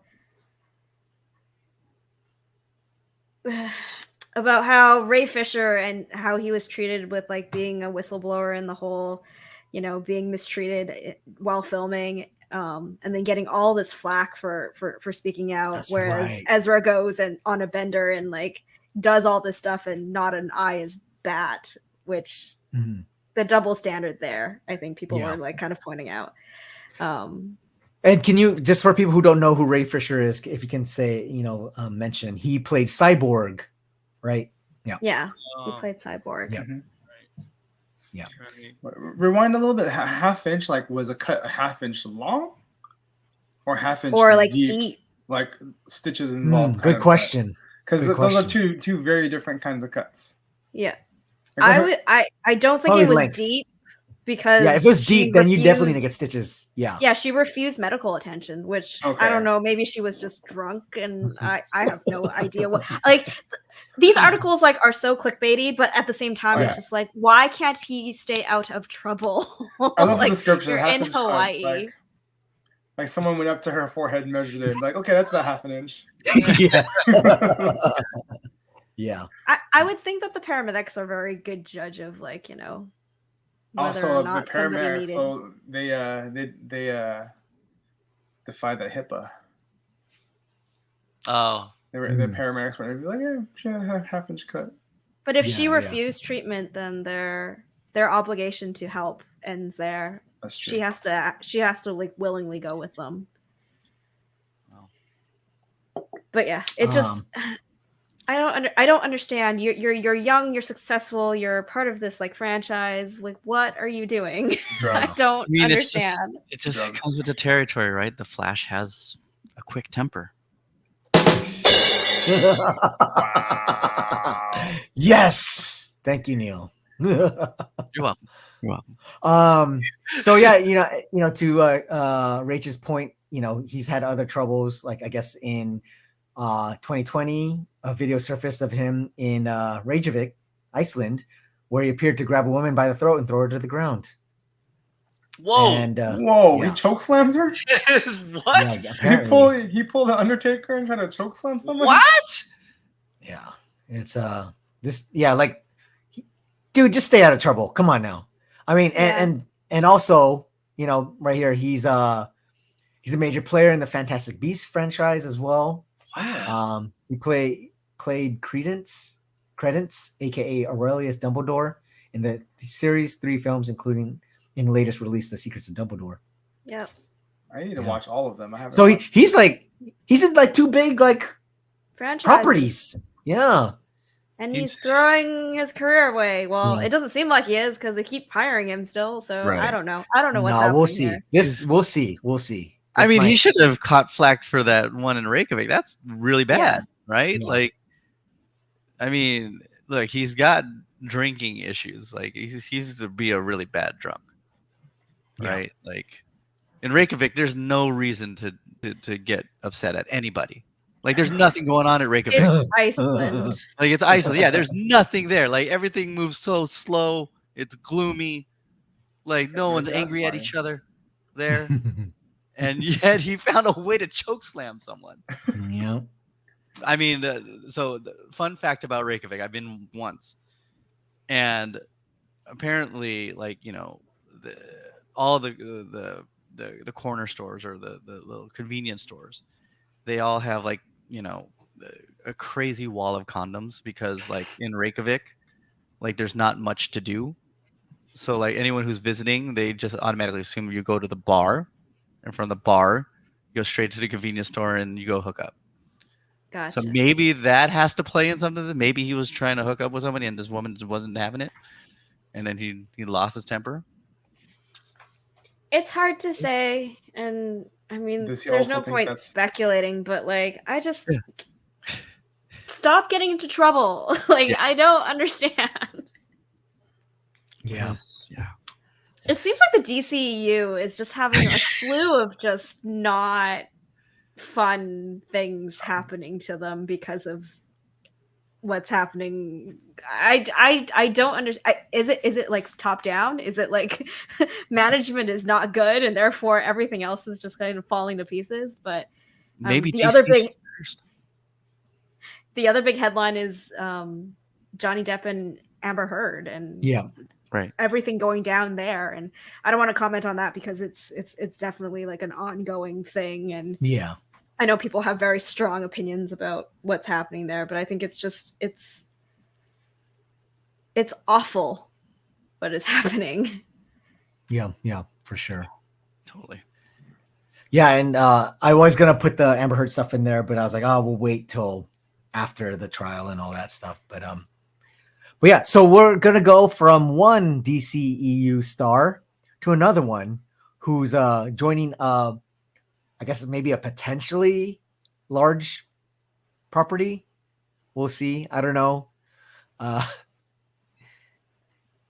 Jason Momoa to star in Minecraft movie for Warner Brothers. Wow. Really? Napoleon Dynamite filmmaker Jared Hess will direct. So, okay, I'm confused about this. How can you make a movie out of Minecraft? They did it for Transformers, so they figured why not? I don't know. But Minecraft. I guess it's like a kid who's in the real world gets transported to the Minecraft world, and all the hilarity and hijinks ensue. Exactly. Oh, there you go. This is straight from the writer of Minecraft. Hey, our special guest for this evening is the writer for Minecraft. Hello. So. Yeah, accomplished writer. Let's do an AMA right now. Ask me anything about Minecraft the movie. So who's Jason slated to be in your movie? Mr. Mine. Mr. Mine. Mr. Mine. That sounds like the a Minecraft Pokemon world reference. It's both. You didn't know Minecraft was part of the Pokemon universe? Oh, interesting. Wow, so many crossovers going on. I'm trying to bring all the franchises in this one. The potential is film. endless. All right, so Aquaman and Dune star Jason Momoa is lining up another tentpole with Warner Brothers. The actor is in final negotiations to star in the studio's live-action movie Minecraft, or a live-action Minecraft movie. Let's see. Oh, so connected to more Dune people, Dune producer Mary Parent and Roy Lee will produce, with Joe Milsick receiving a posthumous producing credit for. She made the film before, huh? Okay. Yeah, before her death in 2018. Okay. The video game hails from Sweden's Mojang Studios, with Mojang's Lydia Winters and V. Bowie also producing the film. So here's a little history on Minecraft. Minecraft, which debuted in 2011, allows players to use blocks to create structures and worlds. The game became a sensation, reaching 100 million users just a few years after launch. Microsoft acquired Mojang for $2.5 billion in 2014. Wow, that's a big price tag. Oh, yeah. For those who've never seen Minecraft before, it's Fortnite without the guns. Yeah. Yeah. It's more That is probably the most accurate description of Minecraft that I've heard ever, period. That's good. That's a good one. Yeah, so I don't know. Anyone looking forward to this? I don't know. I mean, the director from Napoleon Dynamite, I mean, that's kind of cool, right? Like, I miss Napoleon Dynamite. I miss that, like, kind of comedy. Like dry, sarcastic. It might work for this. Yeah, exactly. Yeah. Like if they're going to comedic route, which makes sense because Minecraft is a pretty game. I'm just imagining like Napoleon Dynamite and like meets Lego, Lego movie. That's like what I'm imagining right now. Yeah. But with Jason Momoa, like this big old, like muscular dude. I know. I just want to see him rock Napoleon Dynamite glasses and do the dance. I mean, he's witty enough though. Like, you know what I mean? Like he I'm sure they have like some sort of like sarcasm and stuff that fits in well. Yeah. I mean, it's kind of like when they cast The Rock in the Jumanji films. It's that feeling of like putting someone, but that was like an action star into. That was great though. I really liked it. I like the reboot of Jumanji. I think they did a really excellent job of kind of like tying things together, but also making it fresh and new and fun. Yeah. So we'll see. Hopefully they might do something great with this. Yeah. So I don't know if KJ Mix is joking, but he says that's not the main character's name. He says it's Steve. Is that right? KJ Mix, he also says I play Minecraft every now and then to relax or need to sleep. Yeah, so it's not Mr. Mine. I feel very like ripped off right now. It's Steve Mine, Mr. Steve Mine, Mr. Steve Mine. We're just writing our own anthology of what Minecraft is supposed to be. Well, that's fine. That goes on par with what Minecraft is anyway. So you build your own story. Build your own there story. You go.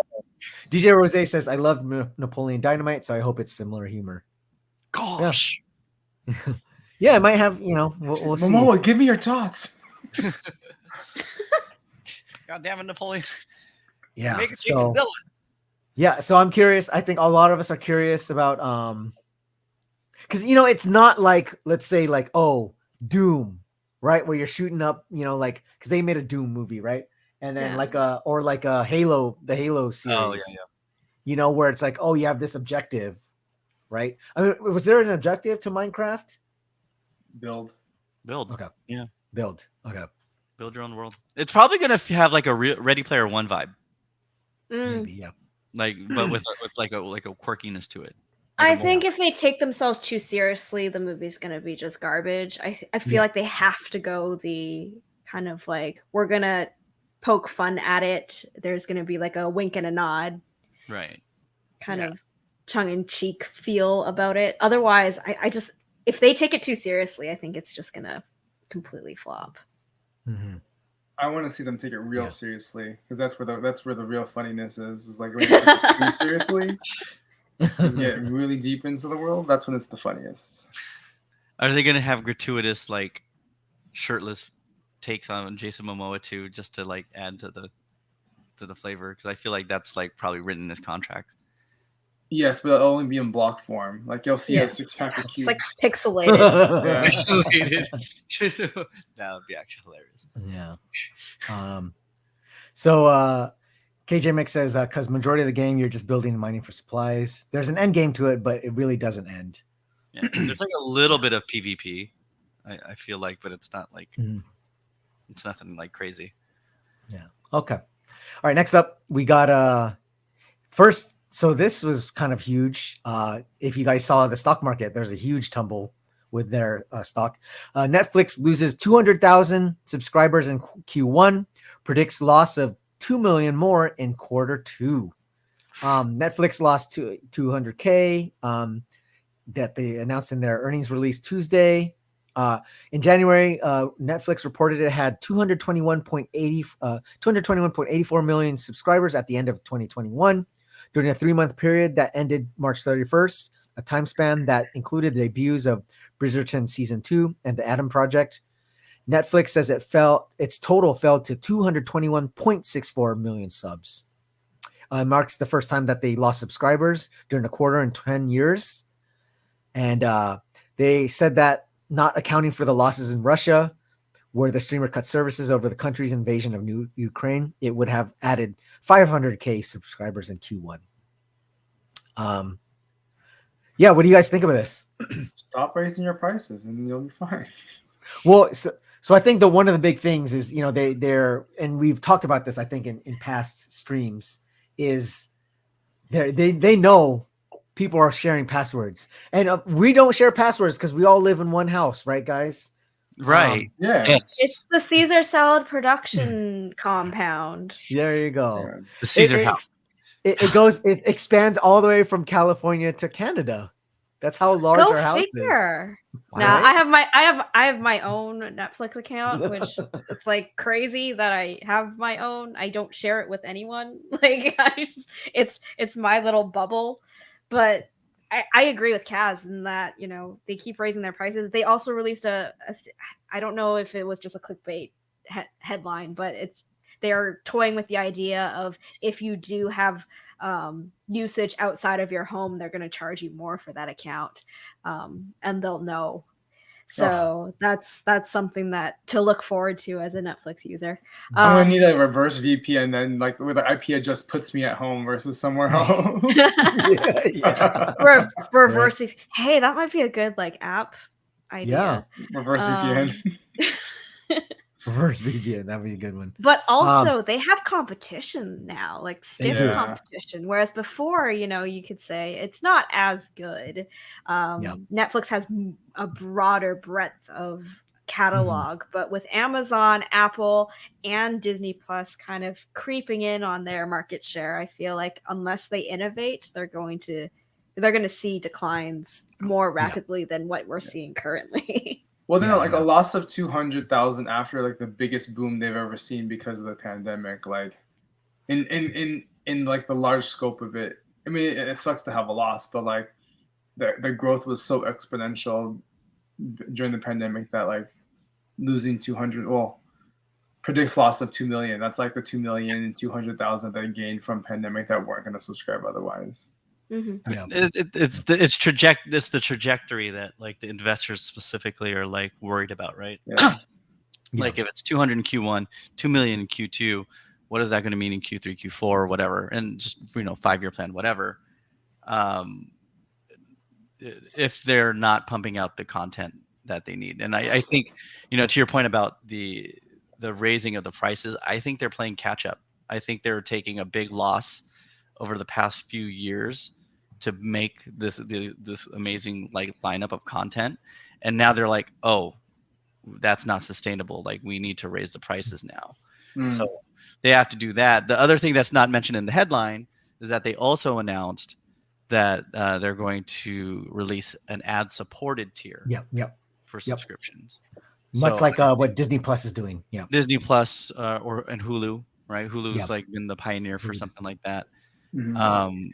So depending on how Netflix is what direction that they're going to go with in terms of an ad-supported model, I mean, that's going to help recoup some of these losses, right? Because there's still a lot of people out of the 2.2 that's even outlined here.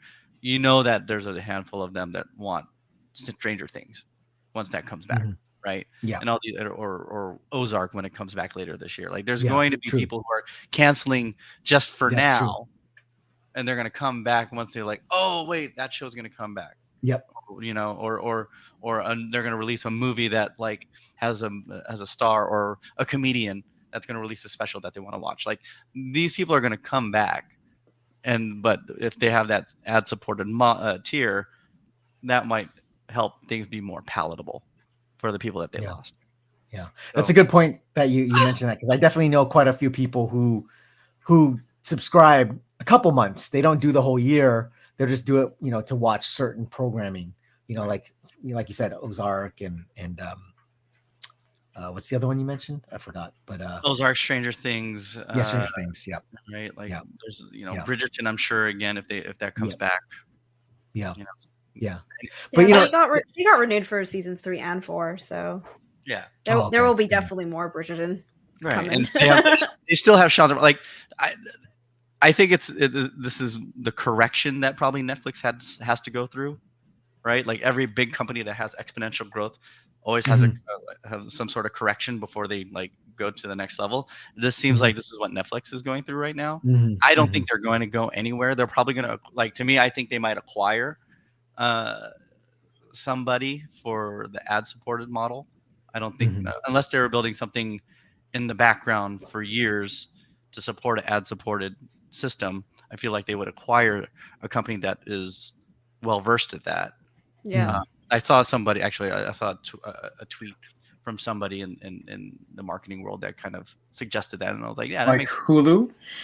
Not like Hulu. Well, I think Hulu probably too big. Someone like Roku. It's too big. Yeah. Roku. That's a good one. Like Roku, they don't have as much of the content, but they're pretty ubiquitous with connected TVs, and on top of that, they have a really sophisticated ad model for the content that they have. So it would just kind of make sense for someone for Netflix to pick them up. But we'll see. It's just seeing people are saying no, Netflix is going down. I don't think they're going to go anywhere. Yeah, I don't think they're going anywhere. I think you're right. It's definitely they're in that phase of their business where they have to correct. Yeah. And unfortunately, it feels like when you're an existing user, it feels like something's being taken away from you. Right. Because you're paying more for what you've already been paying a set amount for, which sucks as a user. But in order for them to continue operating as a business, they're going to have to make adjustments. And that's just, capitalism and all that jazz.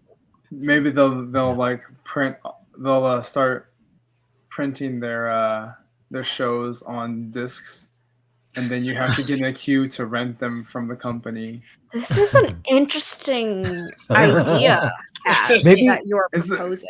Y'all like my new innovative ideas? I love this retro chic technology. I think they should also open brick and mortars too. Wow. You mean you go in person to rent the physical copy of what they're putting on their streaming service? Yeah. Is that what you're saying? I have an idea. I have an idea for a name for them. Call it Blockbuster. Ooh. And it's all like mega hit movies that they rent out. Weird. That's Yeah. amazing. I like. Winner. You know what they should also do? They should have a membership card. Everybody Yes. likes a good membership card. Oh yes. There you Yes. Oh man. April said bring back late fees. Oh God. Wow. There you Be go. kind, rewind. Oh, be kind. Would you rather do ads or like go to a physical brick and mortar and like get a copy? Ads. Ads, yeah. Like, real ads. Like, come on. Like, Netflix. I mean, look, HBO was the pioneer when it comes to like exclusive content on a subscription, right? Like, they were like they were like the best at doing that. And then Netflix came around. They made it super easy, pushed the entire industry to go streaming, right? If it wasn't for Netflix, like, you wouldn't have the NBC, CBS's, Hulu's, all that stuff like be where they are now.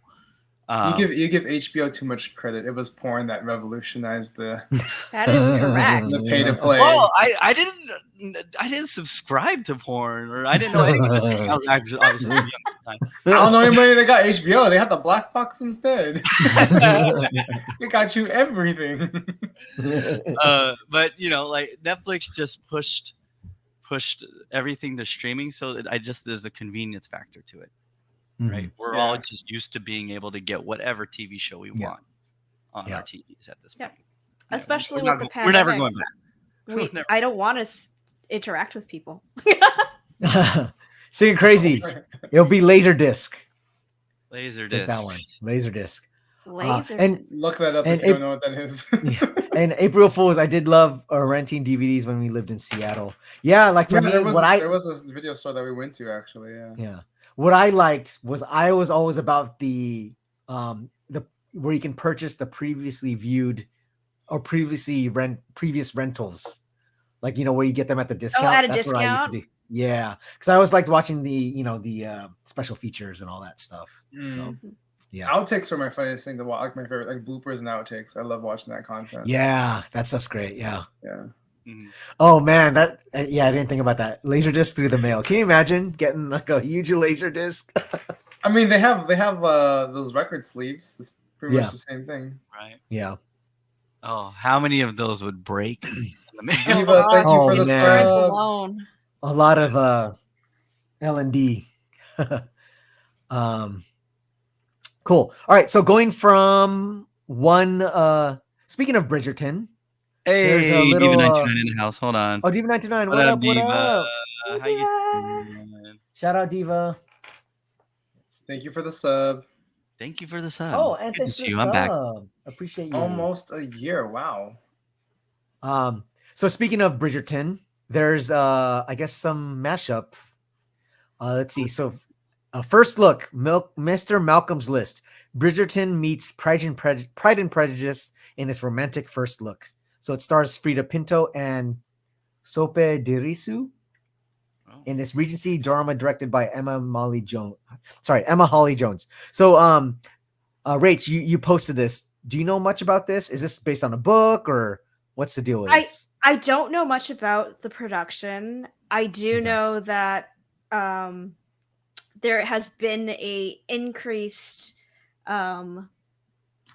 awareness of the Regency era in terms of filmmaking and television series, and there's just this renewed interest in casting a lot of beautiful actors of color in traditionally Eurocentric roles. And so I just give me all the people in color in Regency clothing. I just sign me up. That's basically what caught my eye. Nice. Yeah. And you can't get enough of Frida Pinto, of course, so yeah, looks great. So I'm assuming this is a feature? Yes, this is a movie. Okay, there you go. It's Mr. Malcolm's List is released by Bleecker Street, comes to theaters July 1st. And I'm sure when the trailer comes out, we will show it. But there you go. Yeah. I can't Nice wait. little screenshots. The little snippets that we've gotten so far are it's beautiful. It's just beautifully shot. Look, and the costumes and everything. Ashley Park. Nice. Fun. Oh, speaking of Bridgerton, I believe Marcus went to the Bridgerton experience this week, so I'm sure he will speak on it next week. Oh yeah. Yes. I do want to hear his recap. Yes. April Fool says, "LOL, I was gonna say Rach wants the Regency era costumes." Yeah, just bring all of that back, please. Yeah. That should be your Halloween costume next year. Or inside, if they did like Regency fairs instead of Renaissance fairs, I'll take that. Yeah, that'd be awesome. All right, so Probably big less news. Big news in the Sony Studios verse, I guess you'd call it. Spider-Man Across the Spider-Verse heads to summer 2023. Ooh. Sony dates Madame Web, Equalizer 3, among other release changes. So basically, they pushed back a lot of dates. The anime sequel to the Oscar-winning movie Spider-Man Into the Spider-Verse, Spider-Man Across the Spider-Verse, is moving from October 7th this year to June 2nd, 2023. Dang, that's a big delay. It is a The big news delay. is the news is breaking just before the studio's presentation at CinemaCon next week. Meanwhile, the Pix sequel, Spider-Man Across the Spider-Verse Part 2, oh wow, they already have that lined up too, is dated for March 29th, 2024. So as a result of the movie, Sony is moving up their other animated feature, Lyle Lyle Crocodile. Oh, the book. I remember that book. I read that to my kids, or used to read that to my kids, from Josh Gordon and Will Speck, from November 18th to October 7th. Which isn't a big shift, Yeah, not too considering that they're delaying Spider-Man for more than half a year. bad. Yeah. In addition, Sony has dated their Spider-Man spin-off, Madame Web, from filmmaker S.J. Clarkson for July 7th, 2023. It's going to be starring Sydney Sweeney and Dakota Johnson. And yeah, and then you got the Equalizer 3, September 1st, 2023. So a couple of little moves going on. So, but yeah, I'm curious. Like, what are you guys' thoughts on why they moved this? Supply chain. Think supply chain? Pandemic supply chain. That's the answer. It's the answer to all Blame everything questions. on the supply chain. Do you think creative differences? Do you think like? I You know, mean, It could legit be supply chain because if they have animators and they outsource it, Yeah. true. Are they moving or up like things another aren't movie? shut down, if they outsource any part of it to China, you know, shutdowns impact the timeline. I mean, Okay. Go ahead. No, I mean, unless they have something else that they were moving up, right? Doesn't Like how sound much? like they did. Yeah, like yeah, like. I Are don't they know. trying to work on it? It's kind Work of on a eerie new that they deal? would just kind of like drop it, like, oh, we're just gonna move it. No big deal. Like that usually doesn't happen in Hollywood, right? Like, especially a AAA title like this. Yeah. Like, Yeah. that's wild. Yeah, when I saw that Um, headline, it was just a couple hours before we started streaming. I was just like, wait, what? Yeah. It didn't seem like the production was in any like jeopardy of anything, like whether it's creative or not, but it seemed odd that they were going to delay it for that extended period of time. Yeah. It's quite a bit. Which doesn't and not give a reason. I guess that there obviously is a reason why it got delayed. Yeah. It's just they're keeping their lips shut at the moment.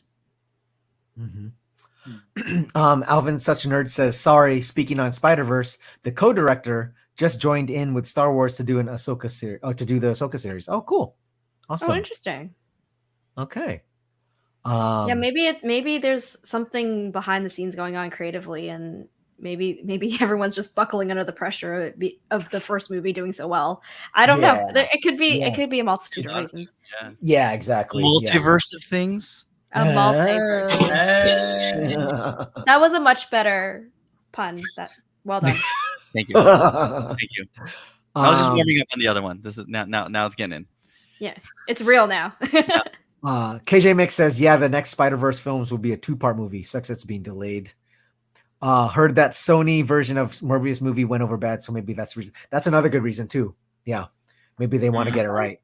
Could be, but I mean, I feel like Oh yeah. what made that first movie so great was the storytelling, and if they stick to the storytelling, I feel like they're gonna set themselves up for a good sequel. At the end of the day, that's what really drives it. It's like good storytelling, great animation. Like, you know, it's a very simple formula.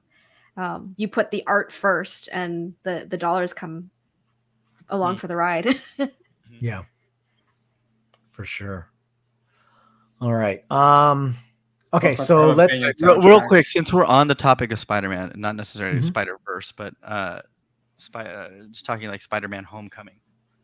Where in the timeline should I be watching that? Ooh, that's a good question. Homecoming? Oh. Homecoming. That's a good question. That's the Is first that one. the- Right? That's the first Tom Holland. Yeah. That's the Yeah. first Tom Holland. Where should I watch that? Like Probably apparently right after Just Civil right- War, I think. Yeah, right after Civil War. just Because after that's when he's like introduced formally Yeah. into the MCU. Yeah. Yeah, Okay. yeah, after Civil So War. is we're fine. right where I'm at, basically, right? Like I watched Black Panther, watched Doctor Strange, like kind of all Yeah, coincide. you're getting close. Yeah. Yeah. Okay. I'll try and I guess I'll try and watch that scene then. That's the one that's not on Disney Plus that I have Right. to go Yeah. Correct. outside Correct. to rent. Mm-hmm. Mhm. So Yeah. Holland's on loan from Sony, to Marvel at the moment. right. Yeah. It's a all joint right. custody issue, you know. Yeah. Hate when Yeah. parents fight. Damn it.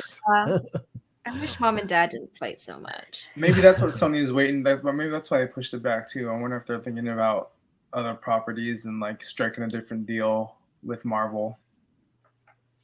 Potentially, yeah. I mean, there has been a lot of chatter of fans hoping for a Miles Morales live action. Maybe there's talks and they want to get that sorted before finishing up the movie. Maybe. They're holding it hostage. Yeah. Hold on. Well, because holding they things. they did tease. They kind of did tease Miles Morales in one of the Spider. In Homecoming. was Oh it? wait, never mind. Oh, Oh, yeah, sorry. spoiler alert! Come on. No, it's very subtle. You won't even know unless It's you not. like It's not. really. It's not crucial. Yeah. It's a throwaway line. Yeah, exactly. But I Okay, know a anyways. lot of fans are itching to get Miles in. Wait, let me get the flash. Let me get the Men in Black flashy thing if you're doing. Here, look into the light. Look into the We light. are the Men in Black. Okay, all right. So moving on. Let's go from. I guess we're going from small, maybe studio fights, potentially, Ooh, the to big studio larger country fights. I guess. Oh, okay. Oh, whoa. Country, All right. Are you talking about wars? Wimbledon bans Russian and Belarusian players, including number 2 Medvedev. Daniil Medvedev. Can't pronounce it. Was Russia? Go slow. Okay, so tennis officials have banned Russian and Belarusian players from competing at Wimbledon this year, citing the unjustified and unprecedented military aggression in Ukraine. The AELTC and the Committee of Management of the Championships announced Wednesday that they made the decision based on government guidance regarding sporting events and after considering their duties to their players, their community, and the broader UK public. Wasn't Ah. Medvedev Okay, the one who like here's the thing. wrote on the Okay. camera like no war before? Wasn't he like? Wasn't that him during like at the start of like the invasion? He was outspoken the way he could. Was that him or was that somebody else? I thought that was somebody else, but I can't remember now because he was the one that wrote was on during- On the camera, it was like On during the the camera. Australian Open, right? I think so. Yeah. I vaguely wasn't- remember that that wasn't story.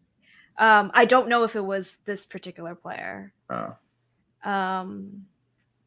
I will say that I don't see how punishing the athletes for their government's involvement in war crimes Like, I just don't, unless they're like in front of cameras supporting the war, that doesn't seem fair to me.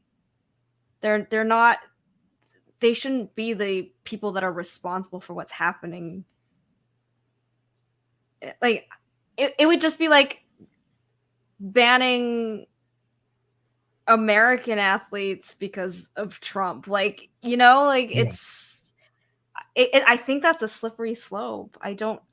There's a lot of people in Russia that are very much against the war. So it's tough. I understand their logic. I get why they're doing it, but also, like, I don't think it's the right way of going about this. If the athletes export sanctions, basically, like just stopping whatever it takes to like just stop Russia and Belarus to operate like a normal country. Yeah, then fight with like economic sanctions, like fight with like actual tangible results. You're banning athletes. I don't see how that is going to help in the war effort. Maybe I'm not seeing something that they're seeing. I think if the athlete is present, or like, if their presence at said tournament was in support of, was supported by the state, right? Like if Russia pays for his way to get there, if training for tournaments was like paid for by the government and it wasn't his own volition, like if I can see why like that would have an impact, right? Or like that would be a good cause and a good reason, because if it's like a state sponsor, the state benefits from him being there, right? From them being there, then yes. And then also that also forces the conversation like internally for Russian citizens who don't hear it every day or don't get the other side of it. Like they're forced to talk about it a little bit more and to have another layer of like injected into their everyday lives, because they don't get to watch their favorite star, their sports athlete, their heroes perform on a world stage, and they have to question why. So Diva929 says it's petty, it's the exposure. And so this is kind of to your point where you guys are saying, some critics say athletes shouldn't have to pay for their government's actions. No, I definitely agree with Kaz, and like if they are, there because they're being paid by the government, then obviously this is like directly related to the government. But if the athletes are there on their own, they have their own sponsorships, I don't see how that's fair, because it's just they don't represent their government. That's not what sports is about. I know a lot of people have very strong opinions about how much politics is actually involved in sports, because it can get quite political. But there have been lots of athletes that have been very vocal about being incredibly disheartened by what's happening, and doing their best to kind of raise awareness of the plight in the Ukraine. So I just it seems like they're doing it as a hollow gesture versus like actually caring, Or maybe not even a gesture out, but they're trying to save their coin, because if they don't and let them play, like imagine the backlash they'll get on social media of people saying like, "Why are you letting him play? He represents Russia," and just the bad PR for that, and like the extra headache to have to deal with it. It's probably, at least to them, not worth the coin that they're gonna lose. Yeah. So they're spinning it as as support for the Ukraine, but really it's a monetary. That's my monetary reason. Yeah. I mean, you're not wrong. I but money talks, so. Show does. For sure. And I think April pointed out it was somebody else. It was a different athlete. Oh, okay. Oh, that's the one who wrote on the camera, who spoke out. Oh, someone else. At the beginning, it was somebody else, yeah. Got it. Okay. Yeah, so we'll obviously it's as you've all mentioned, different opinions and thoughts on this. It sounds like a lot of people are a little divided on this. So yeah.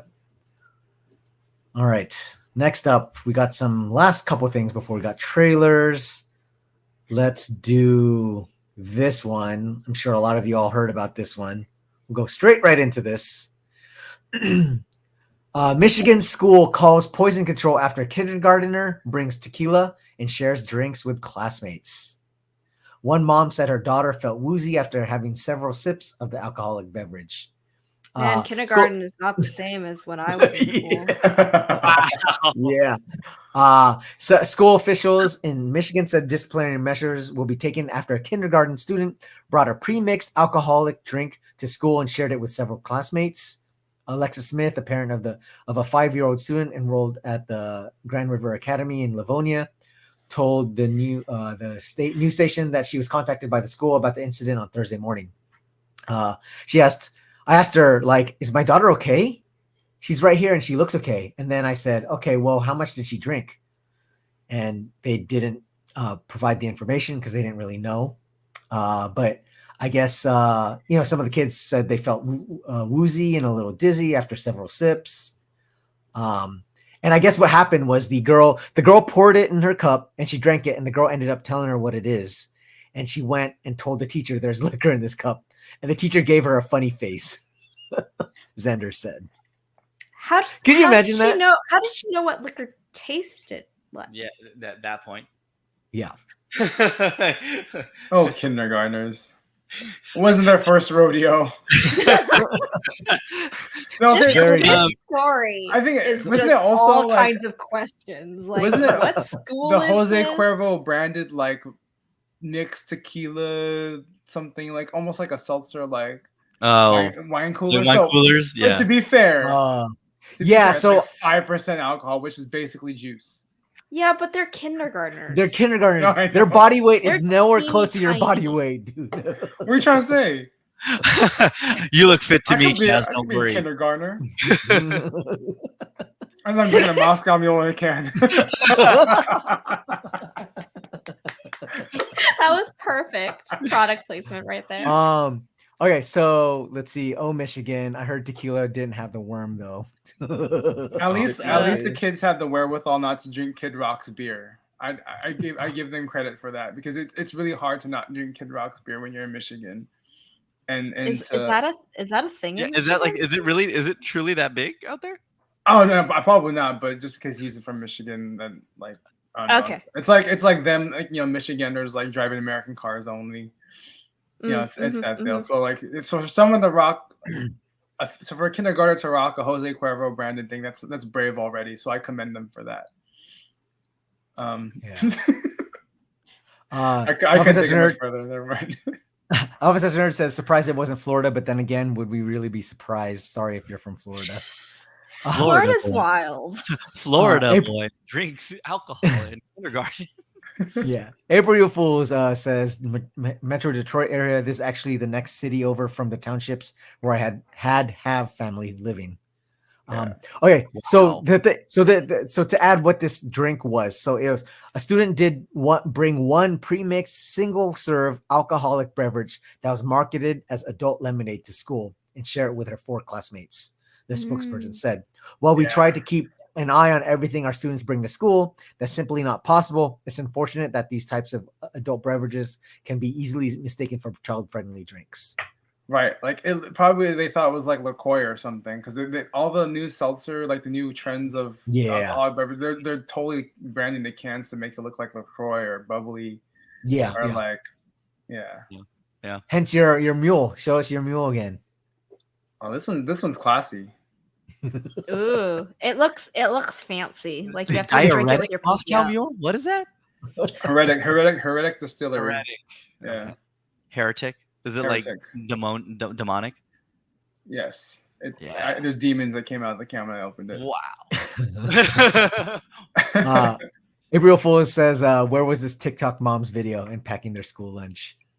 I I don't want to give excuses to people, but I'm sure the parents were just very exhausted and were packing lunch and just, sometimes these things happen. I'm assuming they accidentally grabbed the wrong thing. I mean, Yeah.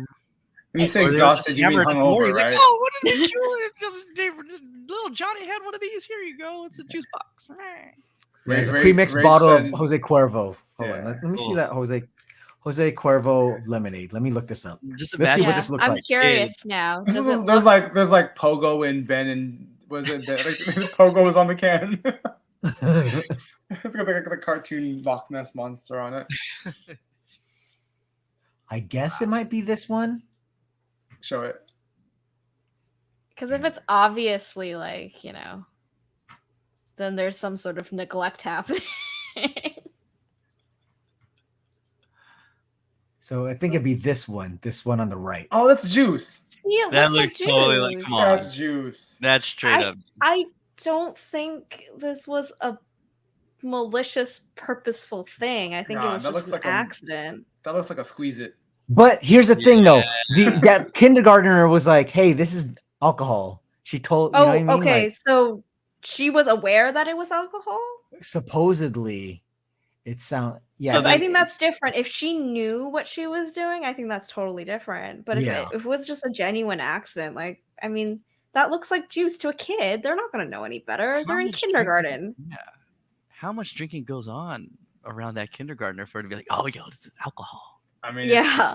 It's Detroit, so That kind of that for the fact that one of the girls knew immediately that it was alcohol, that to me is a little bit like, whoa, how do you know what alcohol tastes like? You're a 5-year-old. Like that bothers me more. that 5-year-old's seen some things. Yeah. Right there. April Fool says Man, they're growing up 5-year-old so going on quickly. 21. What are you talking about? They smoke cigarettes. Oh, you know what it reminds me of? There was that Dave Chappelle, one of his stand-up where he said there was like a 5-year-old like smoking on the corner. You remember that? Oh no, Yeah, baby, the a baby baby. selling weed. Wait, doing that? Wait, son, wait. Let's check out kids to feed. Oh, Yeah, man. that's basically that sounds accurate. That's what's going on. We're starting them young these days. But That's also, crazy. I think it's up to companies to kind of not make it look like kids' drinks. Yeah. We're Pink going down a very lemonade slippery margarita. slope there. Yeah. Well, with these drinks, they're marketing to. I'm imagining like young women, and like club age Or because of me. the color. Because I would. Are you or saying Taz. that young women only like drinking fruity, girly colored drinks? Not only, but I would say that a large percentage. I'm kidding. So I know you, Nerdy Curious, you just drinks whiskey straight up. I could tell. Yeah. So No She, ha- chaser. she just- has it injected straight to her veins right now. IV actually. I have an IV of just Yeah. bourbon.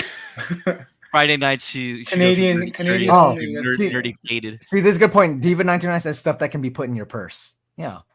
That's what they look for. I mean, it looks I mean, if tasty they start using like Tetra Pak juice boxes, then we should be concerned. I'm assuming. with our Virginia Slims. Yes, that's Or Capri Suns. Oh yeah, the little pouches. Yeah. I'm Oh, sure that's man. the direction that eventually Yeah. they're gonna go in. I know, right? I mean, they have those ice pops already. That's close enough. Like the alcoholic otter pops, basically. oh right. Mm. Yeah. Those hit hard. Those are surprisingly strong. The kids should have brought those because those are rarely ever labeled. Like they just. You look sound like a cheap date, Kaz. No, he just goes hard. What are you talking no, I about? just He has like go 10 hard. otter pops. Yeah, I'm a 10 otter pop Adult kind of freezies, right? 10 otter pops. guy. He gets the whole box of here. Give me that. Yeah, Oh, I think man.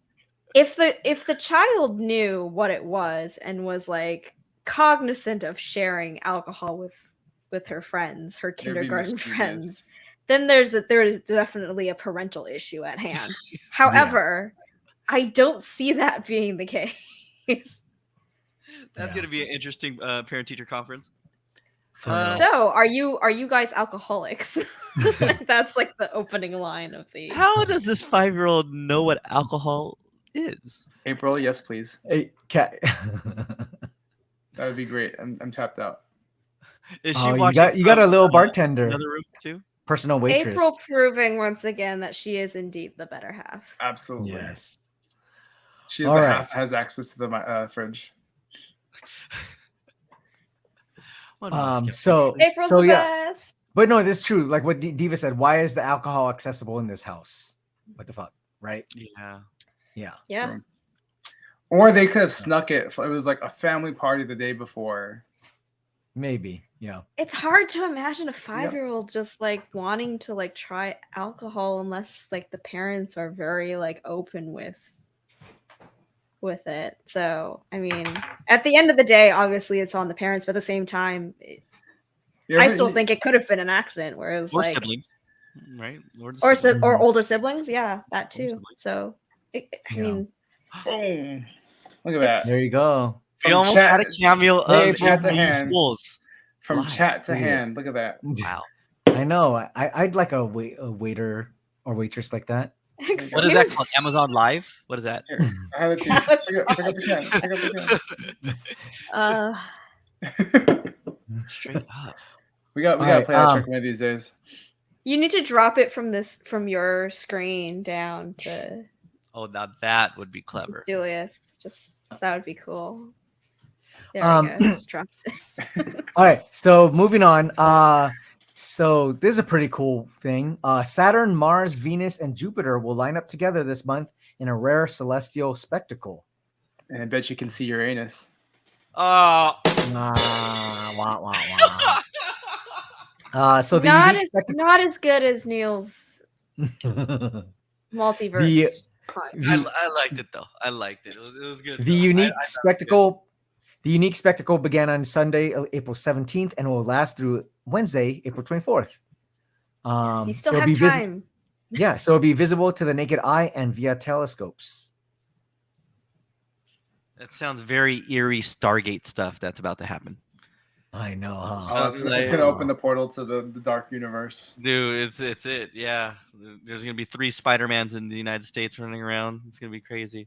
Wait, what? Wait, what? What happened? Nothing. Like that I heard rumors. that didn't already happen? That's weird. What? Heard something about this. So the rare event is due to all the planets' orbits around the sun lining up. According to NASA, Venus's orbit around the sun is 225 Earth days, whereas Saturn's is 29 years, according to the space agency. So this is there's this is a very rare occurrence Yeah. where the planets are lined up Yeah. in their orbit. And if you live in a place that doesn't have a lot of light pollution, go take a look at the stars. You'll So see some basically, planets in not there. on Earth. Yeah, not here in That's LA. That's not true. There's a lot of places where you can get away, not too far away, and you can have at least a decent shot at looking up at the stars. Go to Mauna Kea. Joshua I'm Tree. sure. Yeah, no, for sure. All right, so yeah, so definitely check that out. I'm sure you can ask. I'm sure like your local observatory might be doing some little. Oh, Griffith about got to it. be doing something for sure. Yeah, Yeah, they definitely have to be. sure. Yeah, Griffith is definitely doing something. yeah. Bring your Jose Cuervos with you. There you go. Or your Moscow mules in a can. Cheers. Just make sure you don't So- accidentally share with some kindergartners. So a rare. So there's another.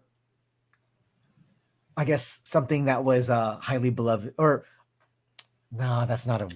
Sorry, I just ruined this segue. I was trying to say like, Oh, so here's a close. rare occurrence that's happening, So but it's not close. really a rare occurrence. You should have I just stuck with failed. it. I went. Just say I it's tragic. I Just have say so much All faith right, hold in on. this. Let's give him Mulligan. Mulligan. Go ahead. Try Do it again. As if Yeah, you do it have again, do it time. again. Yeah. Let's hear it. Let's hear it. Rewind. And just say it doesn't have to be 100% correct. Just say it with all the confidence that it is. Go. And Full send. Come on, let's go. Yeah, come on. Come on. Oh, no. In a rare occurrence, something is being brought back. Okay. This is whack. Okay, Taco Bell officially bringing back its Mexican pizza nationwide. Yes. See, you could have stuck with it. They just stick the landing. It would have flown. No, it Yeah. doesn't You feel like see- it's a rare occurrence. I don't know. But But anyways, it's the buildup. yeah. But yeah, I don't know about you guys. I actually, I mean, I don't really eat Taco Bell, but I do. when I I'm did a eat huge Taco fan. Bell, I used to like love the Mexican pizza. So yeah. Yeah, I'm excited. I'm all for it. I'm super excited. Remark posted in the stories, and I messaged them back saying like, "This is the best news I've heard all day. Thank you for doing God's work." And It's here the we little go. things that matter. It is. Okay. So on the other side, Diva99 says, I'm so tired of hearing about this. It's not that great. It's amazing. DB. I don't You eat can that go mess. Yeah, when I was a teen who smoked. You know, but don't you miss the nostalgia, Diva, of the Yeah. Mexican pizza, right? I Of your wonder if it's childhood. gonna be like the It's your McRib, teenage years right because every time they bring back the McRib, it doesn't taste the same as the original one did back in the day. there. Yeah. Oh, interesting. So I'm Or maybe wondering. your taste buds have matured and now Nothing accept about me higher has quality food. No. Nothing about me has matured. April refills. Can you confirm? People can confirm.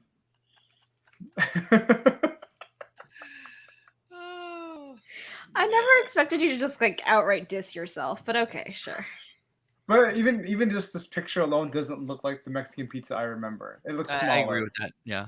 And the No, proportion, it looks the like ratio, it to the me. ratio is different. The ratio is all off. How can There's you tell also it's no smaller layer when of there's cheese, no... right? There's no layer of beans in between the meat and the thing on top of it.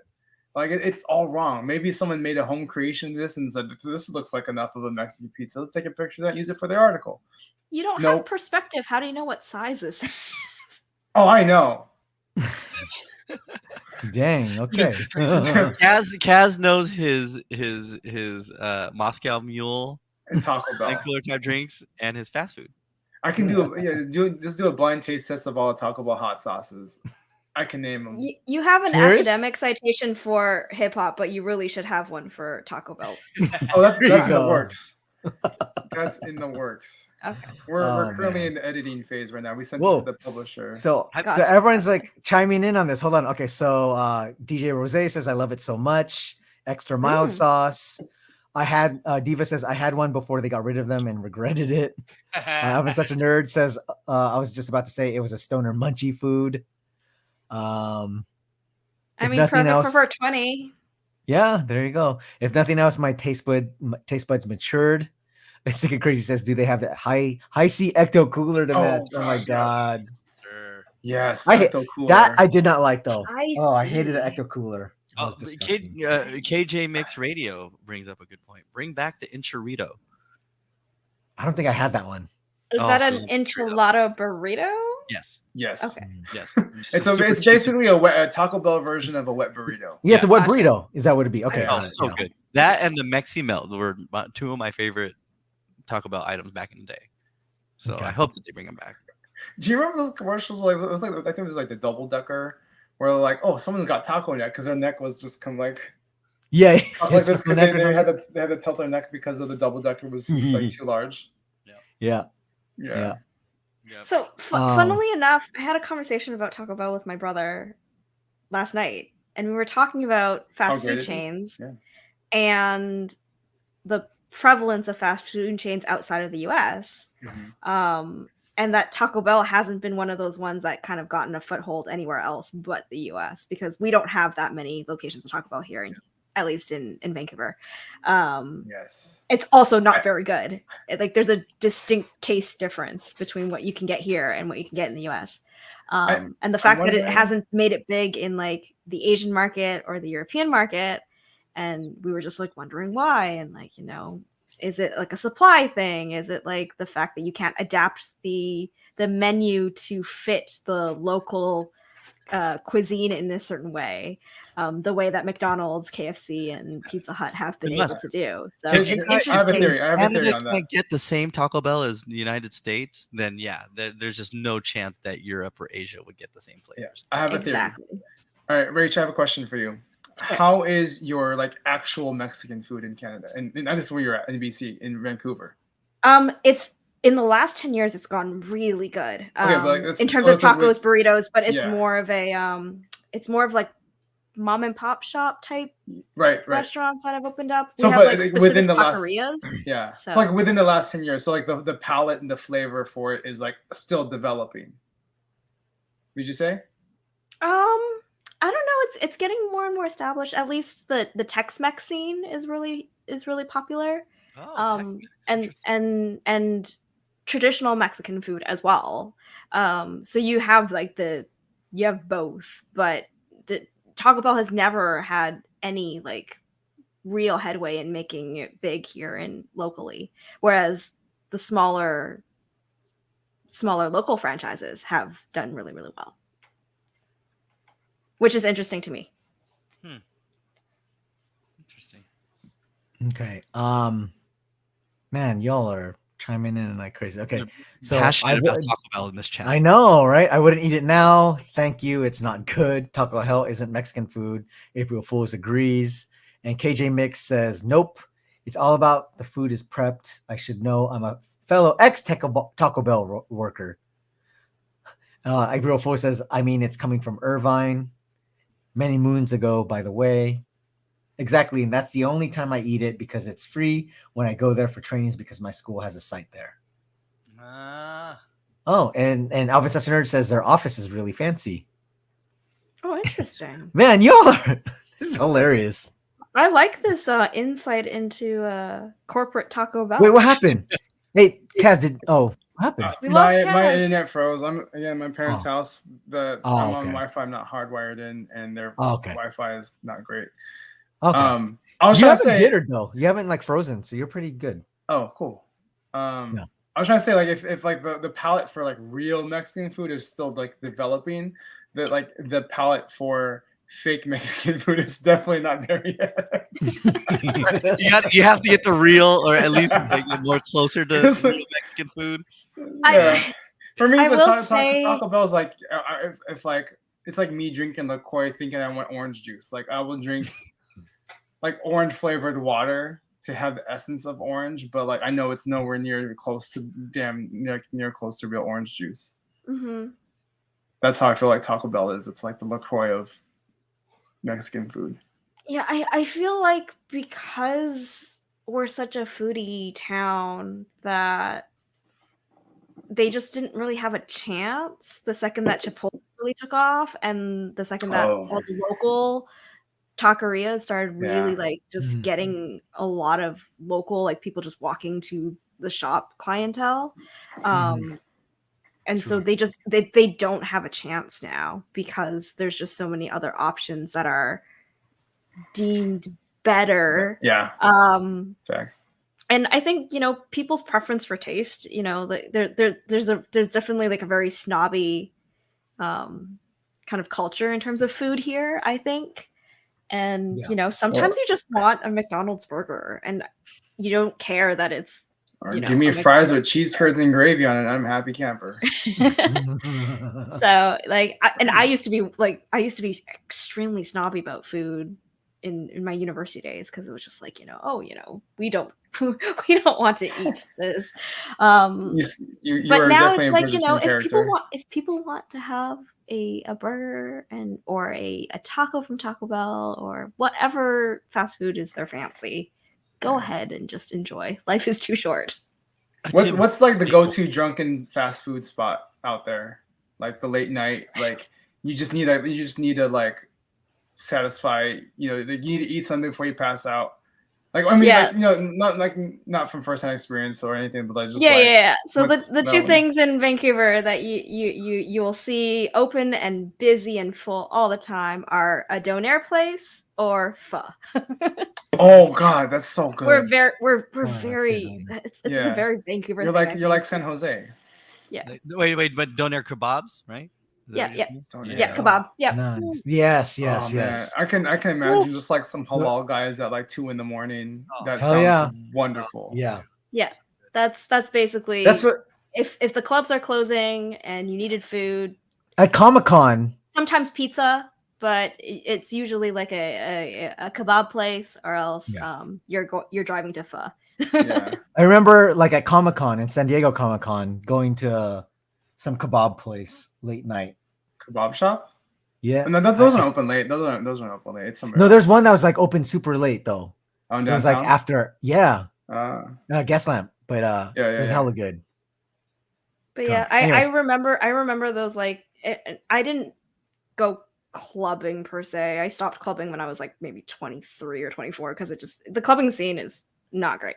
But I used to go out for social dancing, and so after that we'd alternate between Pho and Denny's because those were like just the two places to get decently inexpensive but really satisfying food. 2 a.m. Pho's the best. Yeah, Yes. like 2-3 o'clock in the morning. That's when that's when Denny's tastes amazing, because otherwise any other time of the day it's not the greatest. But yeah, Denny's and Pho. Those were the two places we ended up at. I hope that anyone in the chat who's celebrating 420 is probably hungry now. I know, right? We just had with You'll the get Mexican fucked pizza. up. Your local Pho on screen. places. Yes. Look, everyone's talking. Okay, so then here you go. Let me go down the list real quick before we move on. Alpha Session Nerd says Barstow's Del Taco is the best Del Taco. Isn't Chipotle a franchise brand from McDonald's? Oh, I know No. the answer to that one. What? I know the answer. So McDonald's did buy it when it Oh, was they did? growing. Yeah, they did buy it, like, and they helped it develop, and then like they branched off out of them, so they're no longer like McDonald's owned. Yeah. But they got started with it, like the McDonald's helped them grow. Yeah. Into the brand that they are now. Same thing with Panda Express. I don't think they're McDonald's owned anymore. Oh, okay. Yeah. Yeah, I can't say Panda that I'm has a their huge own fan of food Chipotle group. though, because I got food poisoning once, and that kind of marred my enjoyment of it. I At guess. Chipotle? Ouch. At Chipotle, yeah. Is that locally sourced? Yeah. Oh no, I had Chipotle in the States and I got food poisoning. Oh. I mean, still, it's the same. It's locally sourced. Like the ingredients are they So provide- just don't eat in that city that you ate it right. in. Yeah. I Yeah, think whatever. It varies. I think it was San Diego. They got that Chula Vista meat. Yeah. You should. If you're in San Diego, you should not be eating at a Chipotle. You get the True. real like Mexican food. True. It wasn't by choice. It was majority rule. I think that's what ended up happening. It was a big group, Oh. so yeah. Horrible. That What group. big group wanted a Chipotle, man? I know. Come on now. It Man, wasn't you were Comic-Con. hanging. Okay, It I was wasn't you're Comic-Con. hanging out with the wrong group. Yeah, it wasn't Comic-Con. Well, next time you come down to San Diego, We go into the strip club. whoa, the strip club. Should I bring all my loonies and toonies? No. It's a steakhouse called the strip club. Yeah. Strip club. Yeah, we talked about You this. should a couple still bring weeks your ago. loonies and toonies, though. Anyway, still do it. Yeah, bring it. Sounds good. Do all the like the strippers in Canada have like welts on them because they get coined by accident? No, Which they're is- just filthy rich because the $5 bill is the smallest bill. Oh, that's true. But no one's just launching coins, like Nah, I think that's called assault. or Stoning, Asian techniques of doing, getting coined. Getting coined. Getting coined. All right. So it sounds like we're all like got the munchies right now. We're all talking about food. I'm but, hungry. I no could go one's. for- Yeah, everyone's just That's hungry. just me, period. Like, anyways, I'm always anyways. snacking on this stream. Let's move on. I think that's it for pop culture. We still had some stuff to cover, but we'll table it for next week because we're running late. So let's go to Caesar's Teasers.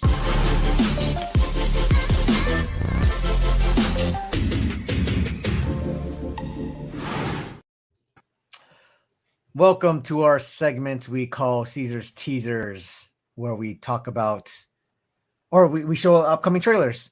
So the first one, we'll kick it off with a good one because definitely saw this one, I think yesterday or 2 days ago. And it's like, oh, damn, excited. Can't believe they already released it. And I'm sure you all know which one it is.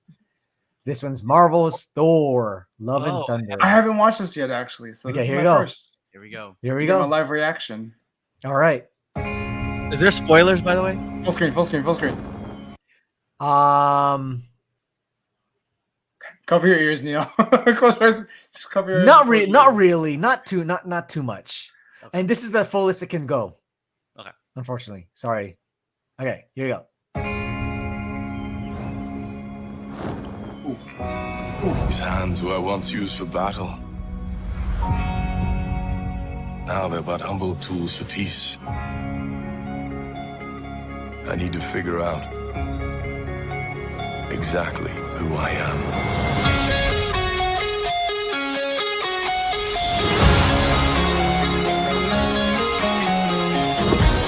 choose my own path. Live in the moment.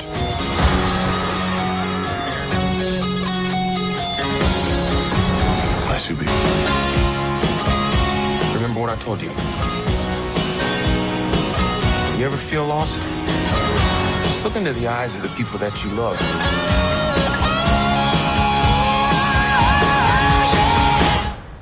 Not me. What?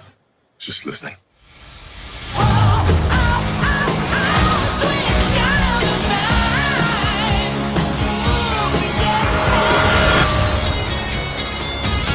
Oh, that's just kind of spoiler. Sorry.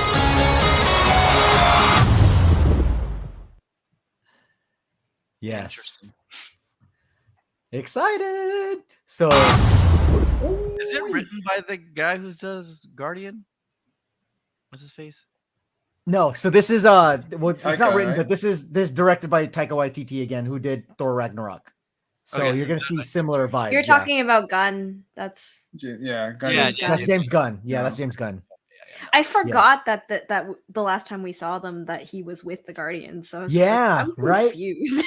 That's why it's exciting though, because their chemistry, like that whole group. Neil, you already saw Infinity War, so you seeing It's them hilarious. together. It was great, and it's like, damn, it's great, and seeing like Peter Quill and Thor clash again, amazing. Yeah. But yes, Taika, amazing. He's great, and I think we talked about this, but I finally watched that vampire show, What We Do in Shadows or whatever. Oh, What we do in the shadows. Yeah, We Do in Shadows, and that one's great too. Anyways, okay. Next up, let's see, where should we go? Yo, what up, Silver Screens? How you doing, bro? Yes, that is facial hair. Screens. This is facial hair. It's real. See, Neil, everyone missed you. Everyone's happy to see you back. I'm happy to see y'all. I missed you guys. All right, let's see. So Where did should we go? my mustache missed y'all. All right, Actually, next speaking up. of Taika, I highly recommend watching if you haven't yet, Reservation Dogs. It's really, really good. Yeah, that one I need to check out too. Oh, Reservation Dogs was my favorite series of, was it 2021? Yeah. It was last Yeah. year. So good. Fun fact. So one of the clothing brands that was represented in that show, Urban Native Era, was actually one of my former students from San Jose State. Oh, He's really? he's That's so he's the cool. creator of Urban Native Era, that clothing brand that's like featured a bunch in that series. That's so awesome. cool. Yeah. Awesome. All right, so next up we got Shining Girls, Apple TV Plus.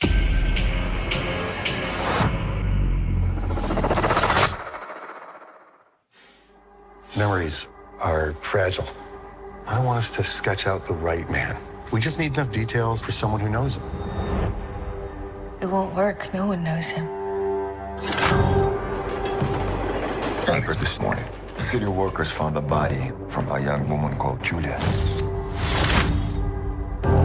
6 years ago, I was cut up like her. What someone did to Julia, they tried to do to you. If you trained to be a reporter, then this is your story. After what he did, things aren't how they should be. It starts with little things, and then big things. And nobody remembers anything different.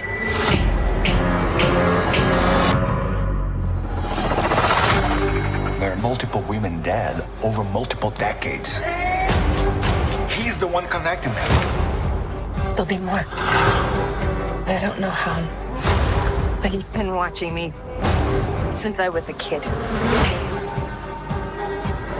He's everybody. He's nobody.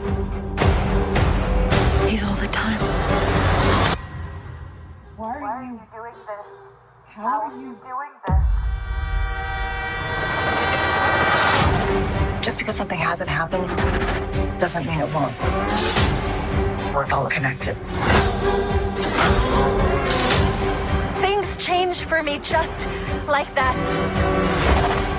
And then it happens again and again and again. You shouldn't be here.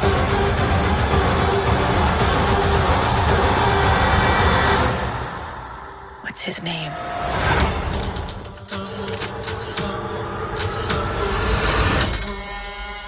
Who's the man who visits you?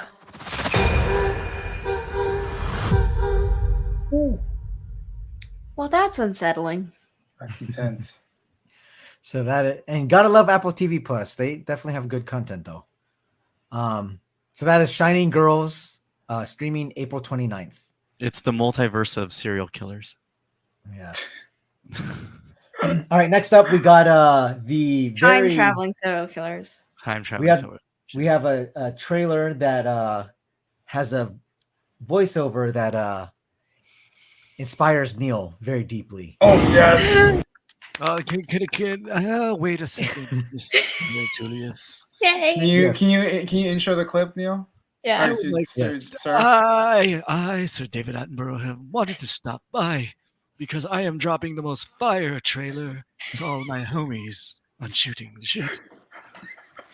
This is a new trailer for a new show that will be debuting on Apple TV Plus. As you know from my previous shows, they've talked about the planet in very romantic and beautiful ways, but it talked about the planet currently. But this one is going to talk about the magnificent creatures from the past with prehistoric planet. And now, Julius, please drop this hot fire on our audience. Thank you. This is prehistoric planet.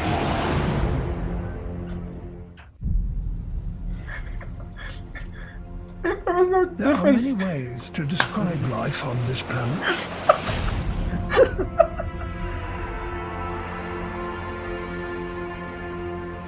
Some creatures could be called magnificent.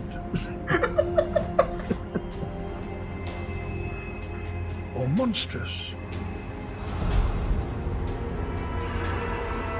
Perhaps misunderstood. But only a few creatures who roam this earth could be called all three.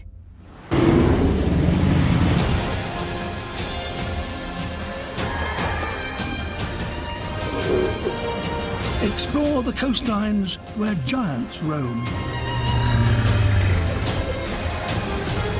The deserts where danger rules. And ice worlds where survival is everything.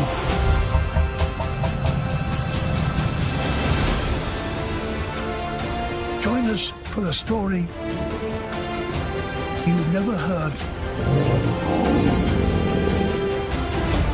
on a scale you've never witnessed.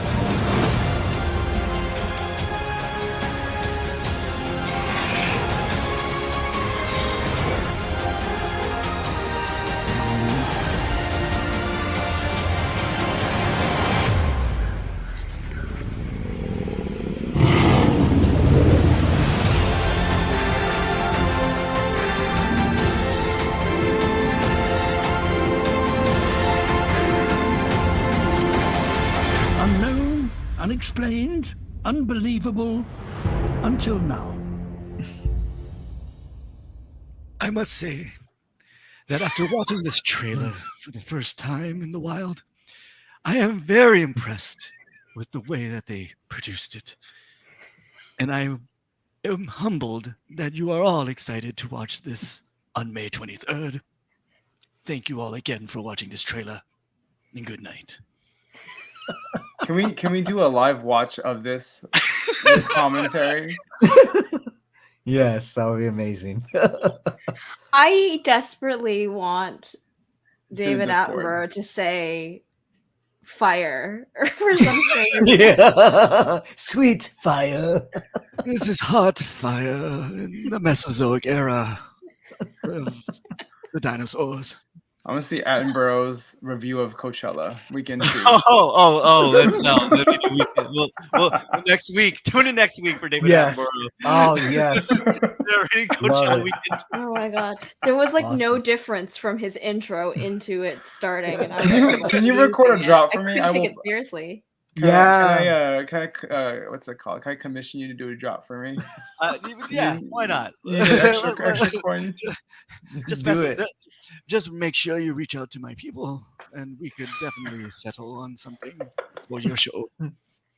David Attenborough isn't cheap, okay? He's a sir for a reason. Well, you all my friends here on Shooting the Shit, you guys have provided many hours of entertainment. So it would be an honor for me to lend you my voice for something of your projects. This is too good. Can you include that in the like Nutter Curious's intro, Rich?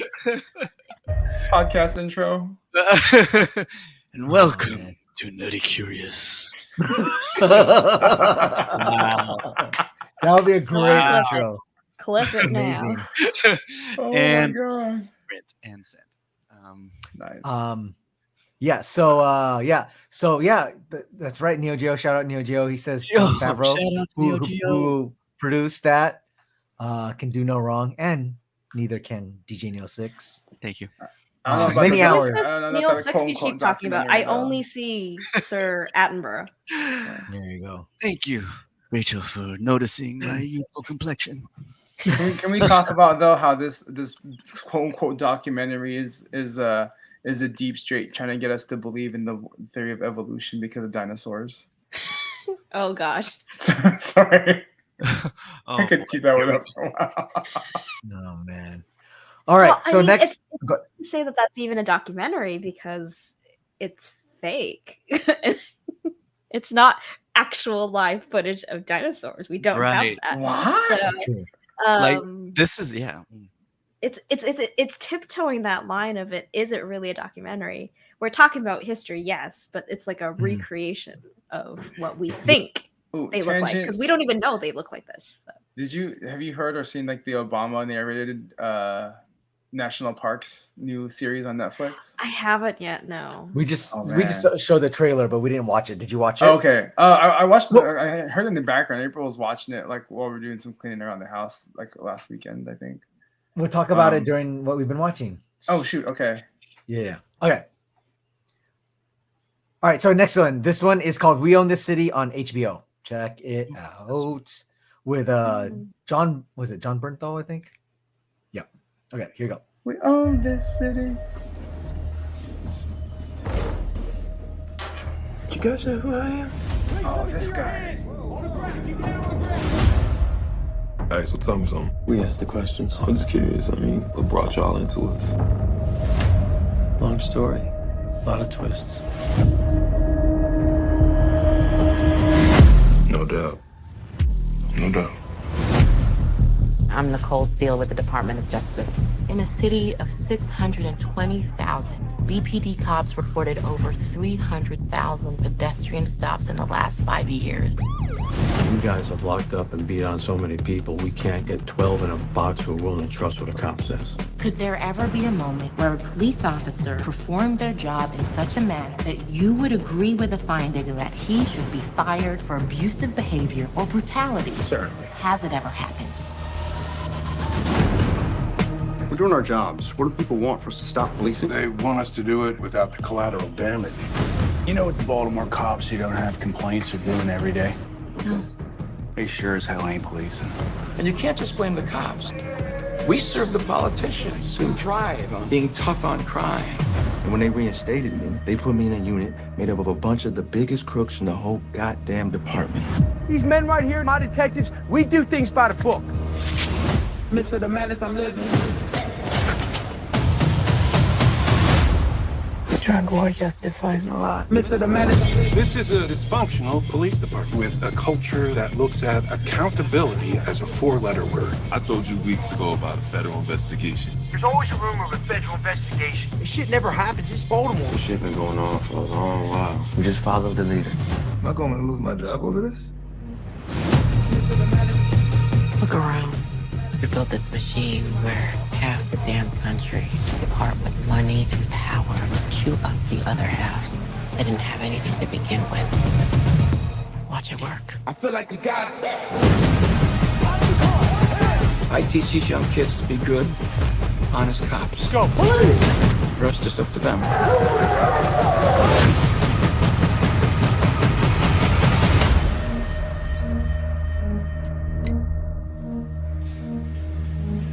I'm not a dirty cop. Mr. the Madness, I'm living.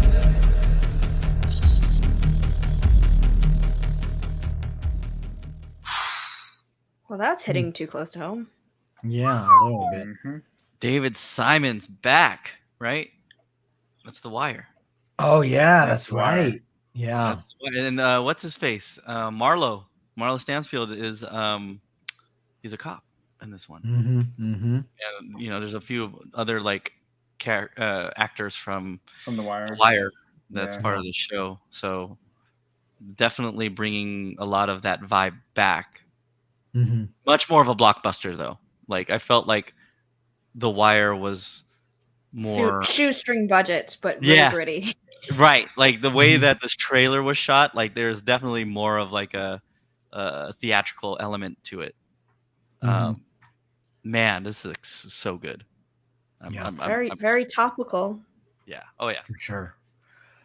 All right, man, it's already 11:30. Okay, let's do 2 more and then we'll do a very short segment of 7. It'll literally be 7 minutes in heaven. Okay, so this one, I thought that I definitely should show this one because as Nerdy Curious says, make everything Canadian. This is the one I was talking about earlier.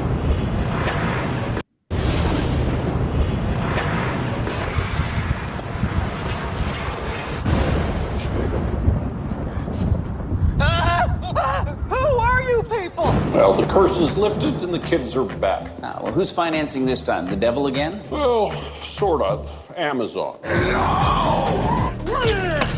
Okay, new plan. This is a bad idea. Do you know what Amazon wants from Kids in the Hall?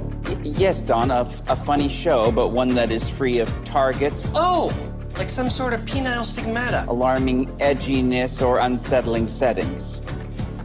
Yeah. Hey, Mom, did I miss anything? Oh, Jesus, Mom, what the fuck you doing? What are you doing in here, you little perv? So we all agree that gender parity is a good thing? Well, that would be inadvisable in this case. Is it true what they say about Swedish pussy? That it's cheap, it falls apart in a couple of years? George, that's IKEA. Don't mansplain me. This is the 90s. That shit don't fly here no more. I've opened a can of worms, haven't I? What the hell? You're masturbating. No, what's the big idea for hit characters? Make love to me now, on the floor. Oh, hey, oh boy. Mark that down as a clean cat. Do you think this is a toxic workplace? Invisible knife! The cat's got my gun. Burn right down! Invisible gun! Hilarious.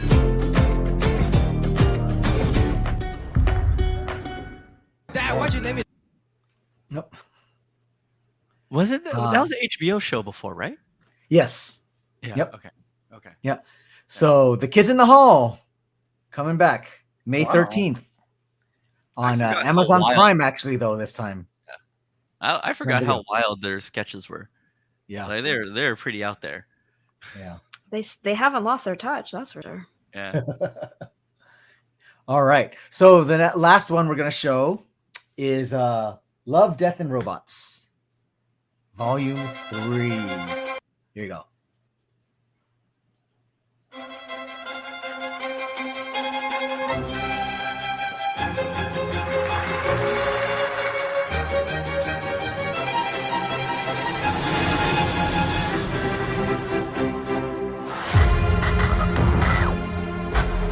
No fucking way. I'm gonna look it up. Don't look it up. I am looking it up. Yeah, please do. What the?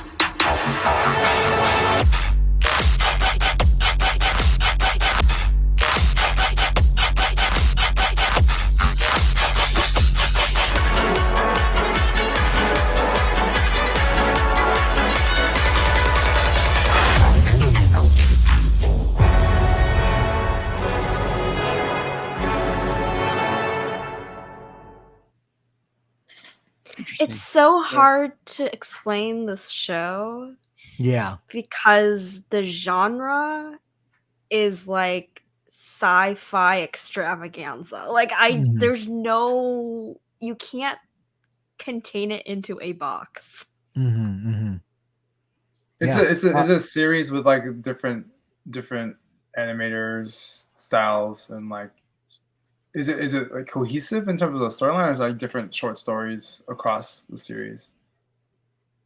I don't want to say too much about Okay, don't. it. No worries. Because I remember hearing about this like volume, like the earlier seasons, but have not watched it because I keep forgetting every time I hear about it. It falls off my radar so quickly. Yeah, it defies conventional animation. Let's just put it that way. Okay. What Diva pretty much sums up. Like it's a slash etc. type thing. It's a lot. Yeah, I forgot one of our guests on the show definitely talked about volume 2. So definitely yeah, to your point, Kaz, like people mention about it and I'm like, oh, I put that on the list, and then it's like you just forget about it. And well, every time the show comes on, it keeps adding to the list and knocks back other things off of it. Yeah. It's your fault. Exactly. It's 100% your fault that I'm not caught up. Yeah. Wow. Sorry. I know. We're blaming Julius and David Attenborough for this. Don't sully David Attenborough's name. It's just Julius. I had no part in any of this. You cannot blame me. I've been busy with projects. All right, so that is Love, Death, and Robots Volume 3. And that will be coming out May 20th on Netflix. Dang, that looks good. So yeah. No, it looks great. It's a great trailer. You know, definitely them teasing like, hey, look how like high class we are. And then boom. Here's it's like gotcha. Yeah, gotcha, exactly. All right. Okay. So before we go to our semi-main event, because our main event person isn't here. As y'all know, every Wednesday we have our show Shooting the Shit.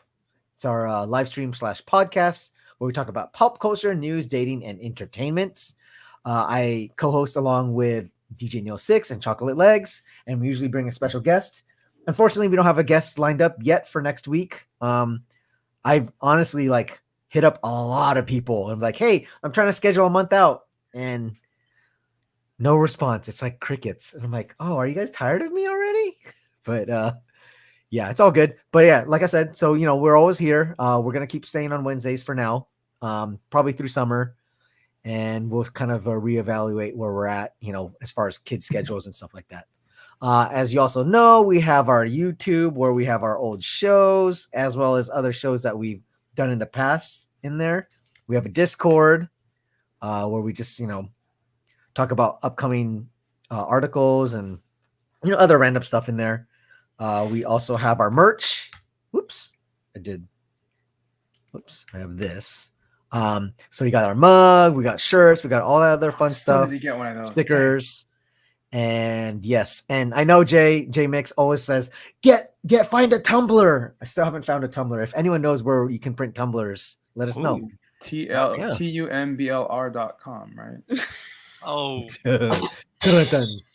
Sadness for what Tumblr used to be. Oh man.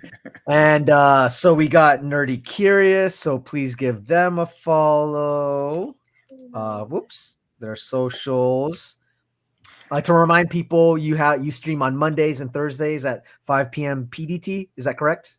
Yes, that is correct. Okay. As long as we still have daylight savings, that is correct. Yes. There you go. So you can follow. Any specific topics on? Yes, that's a great one. Show?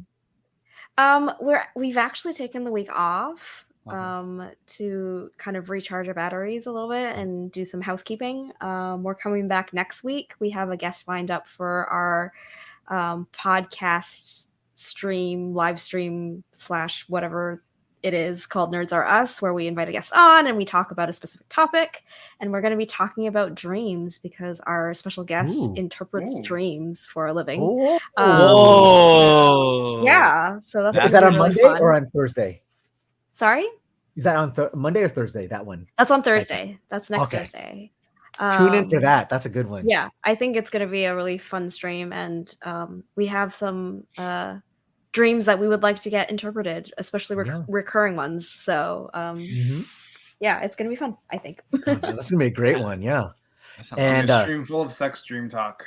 Oh, hey yo. Oh, Kaz, what's been on your mind? What are you dreaming about? I don't dream anymore. I haven't slept very much. Wah, wah. Jeez. That sounds like a person in their 30s. Yeah. And please give Kaz a follow on his Insta, Twitter, as well as Twitch. And those streams are not accurate. Sundays are still fairly accurate. So Sundays around noon, Sunday noon, sounds 1 o'clock, depends. Yeah, Sunday sounds line up whenever they put me on. And then weekdays, I'm on here more often on weekdays than I am on my own channel. So find me here. Either here or in the chat. There you go. I know. B You Squad guys are represent. unofficially B Squad. I think we got to put Nerdy Curious on our B Squad too. Did we establish? I'm not her nearly as S-tier? entertaining as Kaz. No, We gave her S tier status. Sorry, we voted. Well, on see, this. you make us a little classier. We mess up the well. place, and then you class up the place. There you go. Love it. All right. And then Neilsix, you can also give him a follow. Let's get him to affiliate, y'all. Still pushing for affiliate. Hashtag Neilsix for affiliate. I'm sorry. There I'm you go. also David Attenborough's road manager, so I, Wow. So busy. Multi-talented. Busy man. So, and as I always say, you can follow us on our Twitch as well as Insta and Facebook, and like I said, on our Discord and YouTube and all that other fun stuff. So yeah, please follow us, and thank you all so much for always tuning in. Just real quick, I want to shout out some people before you all go to bed. DJ Rose, Diva929, Kaz, of course, Nerdy, DJ Neo Geo, KJ Mix, April Yo Fools, The Better Half, and Silver Screens. Thank you always for all of you all for tuning in. It's always great to see you on the weekly, and hopefully to Kaz's point that we actually add on to your Netflix or your streaming Netflix viewing and chill list. Yes. Yeah, your Netflix and chill list, your Prime Video list, and all that.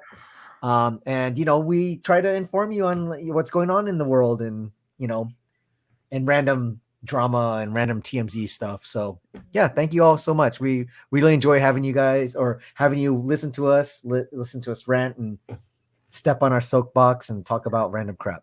Well, like I said before, this is legit where I get my pop culture news from sometimes, but then I've been living on the rock for that week. This is one of those weeks, so I'm learning just as much as you all are in the chat. And in all seriousness, you guys put on a great show. This is thanks. one of my Educational. favorite streams to jump in on. I think they're definitely David Ambro shout out right now. Boom. Go. Oh, well, wait. Shout out to what? Shout out to Nerdy Curious. Oh, so David Attenborough has kindly have received the compliments given by Rachel of the Nerdy Curious Collective. We appreciate you, Rachel, for all that you have done for the show, and we appreciate you gracing us with your presence. Please continue to come onto the show so that we can. Everyone sound drop you, Dick. It was going so well. I have not a dirty mind, so I have been completely derailed by the comments have come. But anywho, again, Rachel, thank you so much, and I apologize for Kaz's inappropriate remarks. You are a guest, and we hope that you are not offended by. You got thrown under the bus, Kaz. That wasn't even me. That was this dude. Yes. Yeah. All right. Okay. So let's kick it off. All right. Ready, Neil? Because we only got a little bit.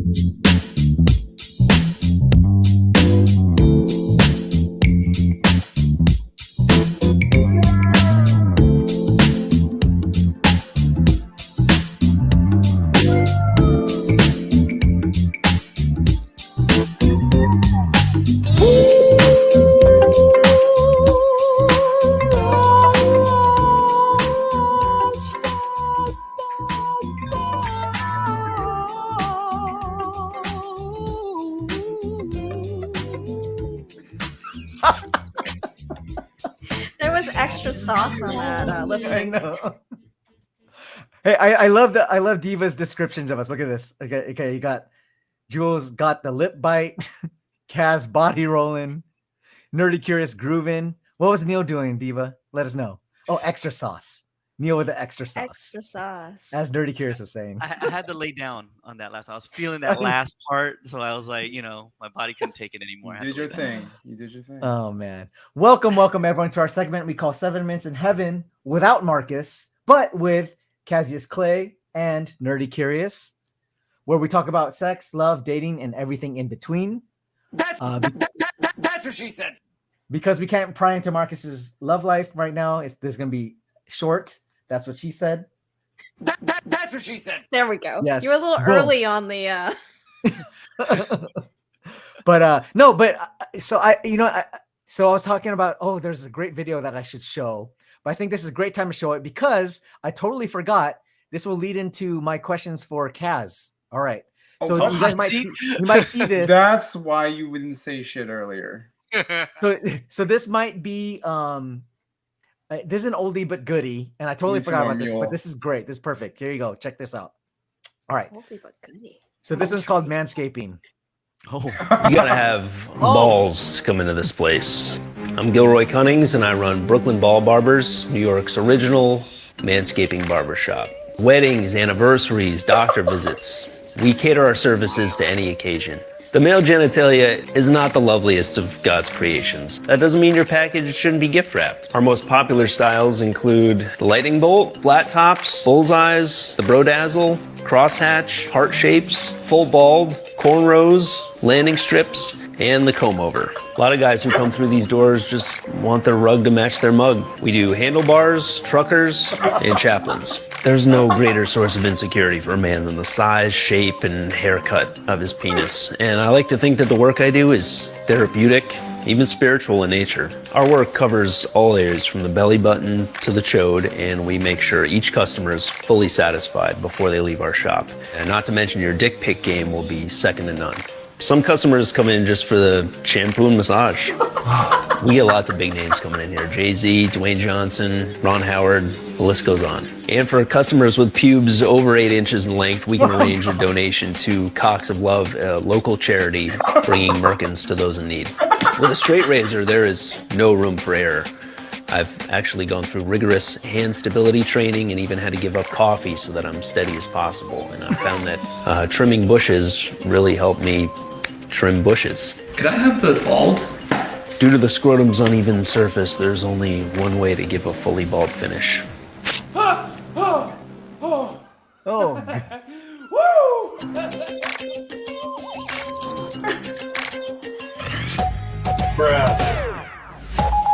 That's relatable. Yes. Bruh. Wow. I'm 90%. I haven't seen that. That's amazing. That's hilarious. Yeah. So that was actually, I guess, it's a Comedy Central, like one of their shorts or something. But I mean, parts of that felt real. Yes. Like it felt like it could potentially be like a legitimate business. And so like half the time I was like laughing, and half the time I was like, wait, this could potentially be a legitimate business. It's educational. It's for the kids. In Brooklyn. Like that, it made sense. Wow. Yeah. So the reason why I said this is, me specifically because it's pertinent to you because we talked about manscaping, or we've talked about it, right? Or we talked about human horticulture, as we called it, right? And human horticulture. There was a time when Marcus he was not promoting, but he was talking about his Manscaped 2.0 lawnmower, right? It's on the 4.0 now. It's on the 4.0 now. It's on the 4.0 now. It's graduated. It's evolved. And his promotion of it led you to buy it. Is that correct? 100%. Yes. Yeah. But so context. Yeah, the 4.0 is different. It's like fully waterproof now. So like the charging base, like it's not a plug-in anymore. You like it sits in the base like a Sonicare toothbrush. Oh, okay. Oh, so wow. like it's like a Sonicare. It's like a Sonicare toothbrush for your garage. Not quite a toothbrush, but okay. Not quite a toothbrush. Don't I'm accidentally comfortable. I reach can talk for about brush this stuff. teeth. That would Yeah, be don't nasty. get it confused. Don't get it confused. Yeah. Then your mouth never gets the same kind of clean afterwards. Oh. Oh God. Well, look at the time. Yeah. That I like that ad. That's a pretty funny one. But yeah, so Yeah. leading to it, the Manscaped 4.0, like I remember Marcus talking about it being waterproof and all those things. Like so as a customer who's used it for a while, like are you happy with it? I honestly prefer waxing. Do you really doing it over self-care? Because like with the self, doing the self, like because it's trimming and it's like it gets rough quicker. Yeah, it grows back quicker, right? And I'm one person. I can't get all the angles. And no, we have somebody. No, not me myself. Okay, I was gonna say I went to somebody. You get it professionally done. I get it professionally done. I'm used to it. Okay. And then like it's expensive for men. It's like the price points. It's at least $20 more per thing because just more surface area. Yeah. And also like they're covering for like the weirdos and just the extra, like because it's mostly like women that do it. Yeah. I don't think I've gone to a man to do it yet. But it's just covering like the added expense and just like the mental fortitude that someone has to go in there to go do it on a dude, knowing that like occupational risk and The emotional damage that comes with it. Accidental spring pop-ups. It's the emotional damage tax that gets added. Yeah, exactly. So it's just like occupational hazards. You're paying the extra for the occupational hazard of douchebaggery and or like random pop-up ads that come up. Oh God.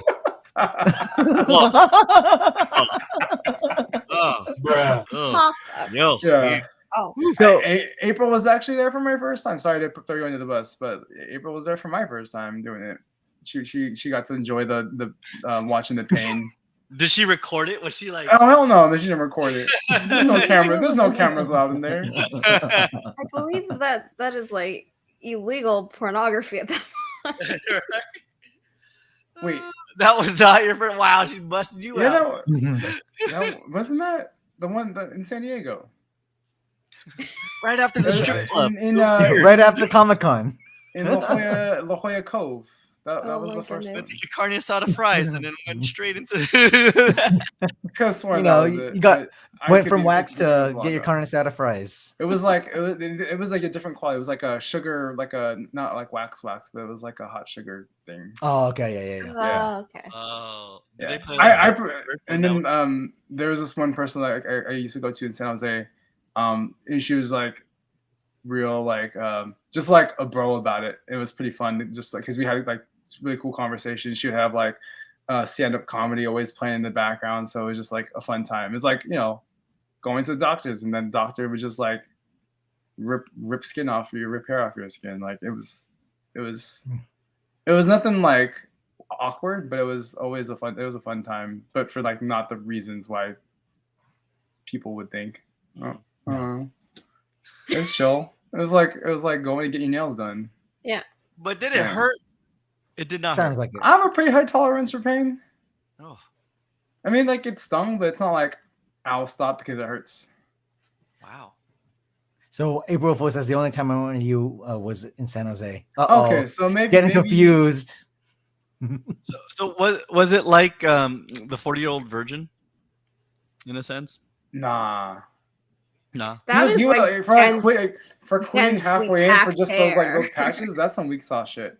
Like right. If you can't handle getting like those strips of hair off your chest, you probably can't handle your junk getting stuff up. But it's also like they're not gonna like rip away. It's like it's a delicate process. There's a lot of moving parts, literally. So yeah. It's a delicate process. I recommend it if you like. You feel just feel like great afterwards. It's like if you get after you get a haircut, you feel just like more aerodynamic. Like you can run Like you can run like a quarter mile, or you can run the 100 yards just a tad bit faster.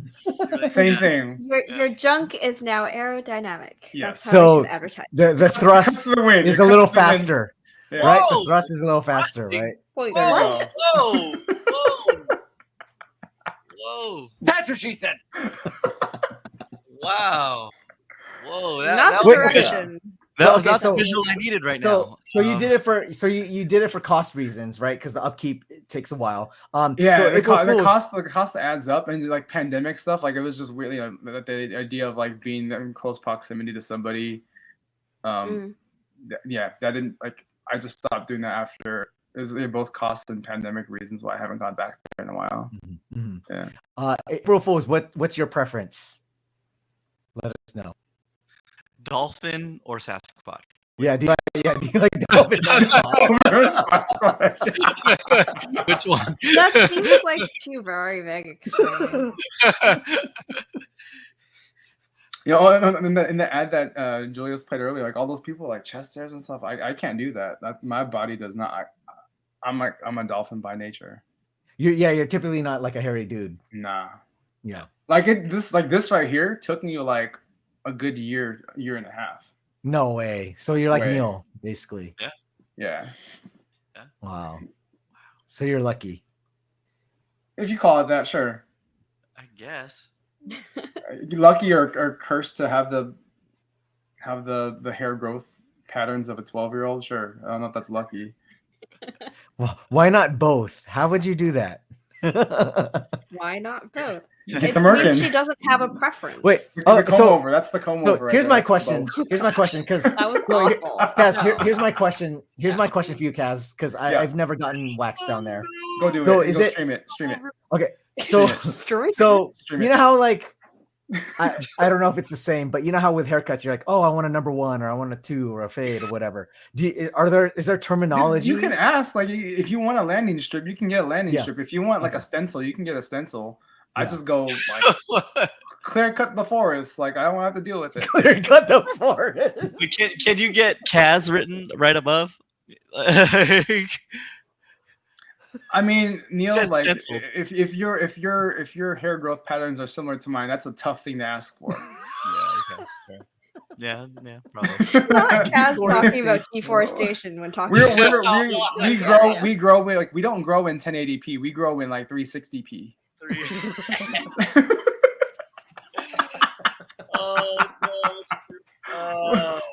We're SNES status. We're not like PlayStation 5. No. We are 8-bit by nature. Yeah. We look like Minecraft. So this is a Diva's point, right? I can appreciate a manscape doesn't have to be bald, just clean. So for the chat, I'm gonna put a poll out there. Do you prefer here you go. What was it, dolphin or Sasquatch? That was Yeah. Girl, what's Oh god, I sound so stupid. I grow in 360p. not even 480. That's sad. what do you say? Dolphin smooth.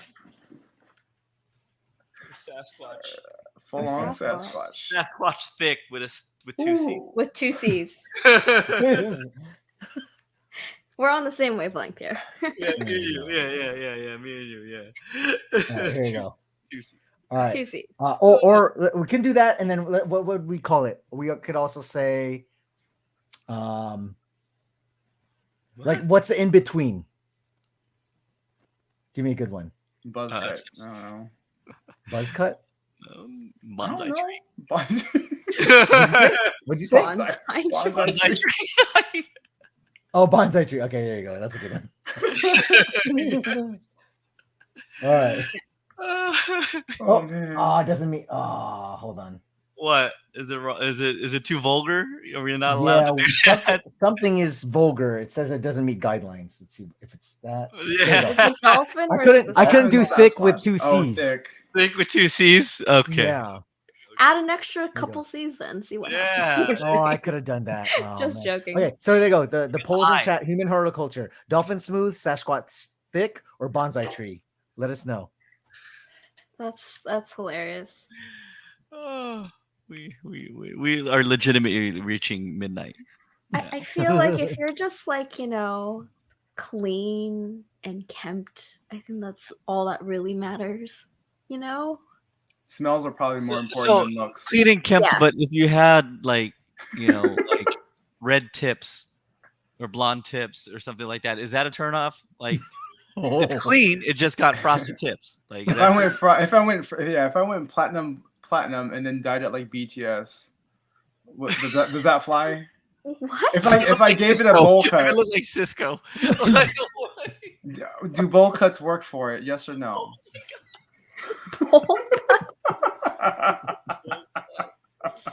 Oh Wow. man. It's like you put bangs on it. Hey, so right now we're tied. Dolphin Smooth and Sasquatch Thick are tied right now. Wow. And Bonsai Tree is in third right now. All right, I'm gonna say that. All right, everyone, come on. We're still about, I think, 4 minutes out from the end of the poll. So let us know. Literal poll. Yes. So So bowl cut comment is just throwing me off. Oh, I think so. So getting back to getting waxed, like the actually like the front side's on one story, the underneath and the back side is probably like the undercarriage. The unspoken that would hero. hurt.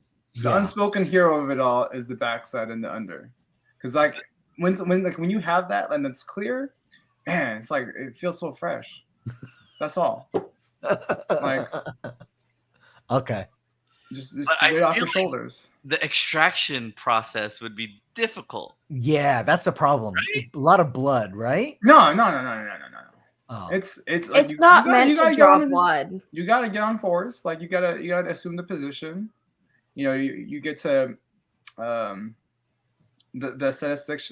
esthetician gets to see like your wisdom eye. But again, Terminology is on point today. I know. If you're okay, Another one. if you're okay being vulnerable like that with somebody, like you build relationship that way. It's being vulnerable with stuff like that, like you're bonded for life. So obviously you've gone to the same. I've gone to different ones. Like I've gone to really? ones in different cities. Like I've had experiences do where I'm not a fan. I didn't go back because I Yeah. wasn't a fan of that process with them specifically. Mhm. They the comments slip out every now and then. Like one of them made me feel like, less like, not like it made me feel like a little some type of way. So I decided not to go back there to that same person afterwards. They were criticizing you? They were criticizing me. No way. Yeah. That's whack. Oh, Yeah. that's a, Oh, this is look Why at would you do for you that? fools. For, like, Ask this. Another one. I don't understand why you would do that, because you would assume that you would want to have clients return. Right. Yeah. I think like they didn't think anything of it, right? But Oh, it was something I They might be thought it sensitive was like a about. throwaway, but Right. Mhm. Uh-huh. you didn't appreciate being the butt of the jokes. Beautiful. Thank you. Beautiful. Love it. Oh, bootyful. And you thought this was gonna be a quick 7 minutes. You didn't know what kind of hole you dug. You didn't know what kind of hole you dug with this one. Oh, what, the wisdom hole? Bruh. Another one. So okay, so what and so I know obviously, we've all talked about this or whatever, but what led you to go and do that? Where you're like, hey, I want to try it out. Was it like a discussion with like some friends? Like it was like, oh, if someone does this to like with me in mind, I'll try that with them in mind. Like let's try it out. Let's see how it goes. And yeah, it was great. Also, unsung hero is that when you remove layers, things can look bigger. That's all. Oh. Visuals change. Yeah. And that could boost someone's ego. Yeah. Good old Doctor Strange. No, Doctor Strange is when you use the other hand. You know. Oh! That's a Doctor Strange. Wow. Bruh. Wow. Oh my god. Wow. Oh. This is the third one. This is where you question why you're on the show, Nerdy Curious. Yes. This is why Julius questions this is like when that's you're me like- on the show. So Neo Geo says Kaz is gonna ruin Marvel for me.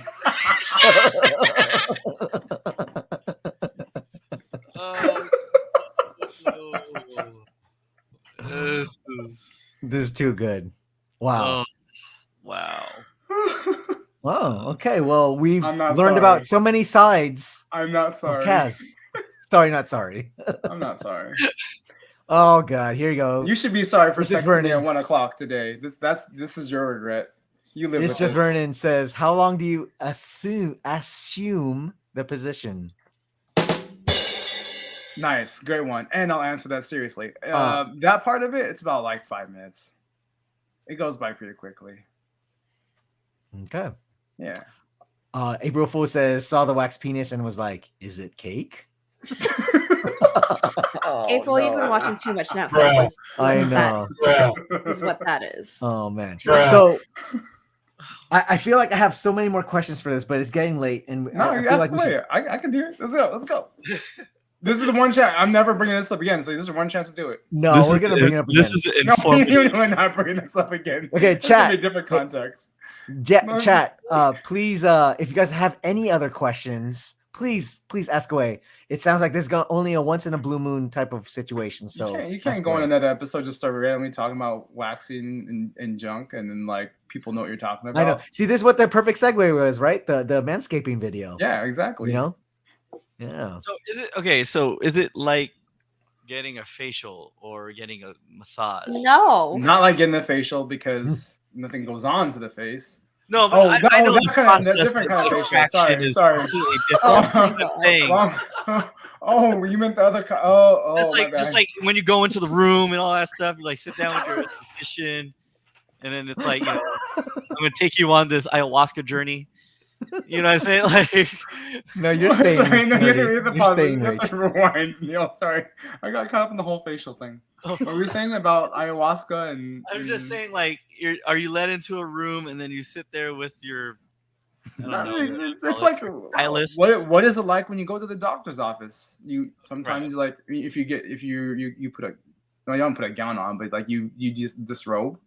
Yeah. To like what feels like, you know, you don't have to take your shirt off because there's no like I'm not getting my chest done, so I'm not like and then she'll offer up like, or some places will offer up like a shot or a drink.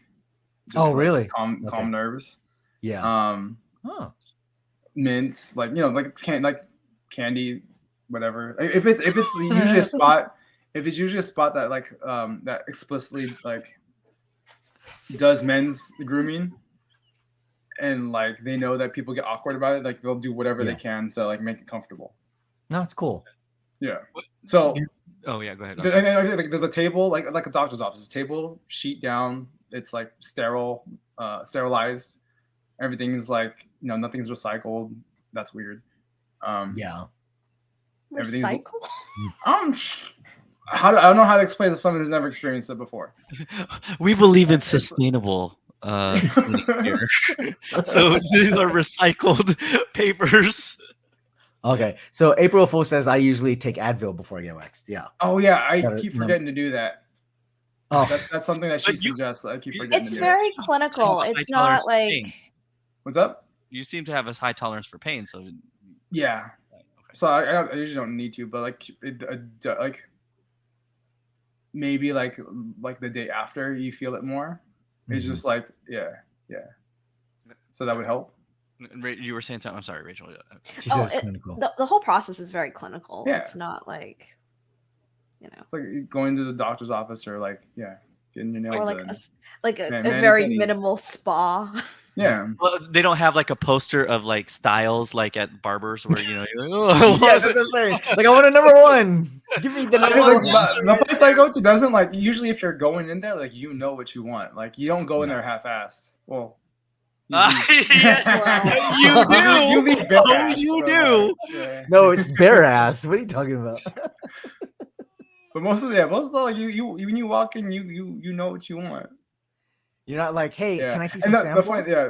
And then like on the website, like in like FAQs, and even like she'll joke about it. It's like, what happens if I get hard on while you're doing that? Like she's like, even better because it makes the skin a lot easier to pull from because it's not as that makes sense. it's like not as like pudgy or like soft. You know, so it makes it easier actually. So it helps out with her job. You know, that makes sense. Yeah. Yeah. So isn't that also like a workplace hazard too at the same time? When you go in with a loaded gun like that? I mean, it's not like or like I guess like, further along. It's like holding things in place and like like it's not like sexual at all. It's very clinical. Very clinical. Right. Yeah. Okay. And if I think some physiological things, like reactions happen, but like I also don't think like why would somebody like there's no way that someone should be aroused in that situation because of all like the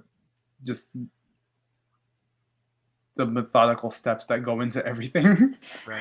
There's nothing attractive about it. Yeah. It's funny that you guys brought this whole manscaping topic up because recently, I don't know if you watched the Try Guys on YouTube, but 3 of them for the first time got full Brazilian waxing. And the person that they brought in to do the waxing has said, it's very rare that, anything would happen when they were doing the waxing. So it's not a very common occurrence. Go do it. Just try it.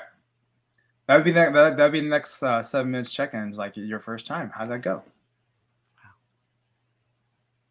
It's a brave move. Treat yourself. Also, just make sure you check it out. Make sure you check it out with other person or people that will see it and interact with it, just to make sure it's okay with them too, because it's a group decision. It's not a selfish thing. Yeah. Yeah. Yes. We always talk about communication, right? Yeah.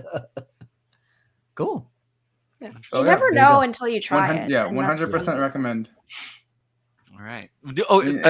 One question: do they ask you upgrades as they're finishing up? Like, oh, do you want like the mint musk or anything like that, like slapped on afterwards?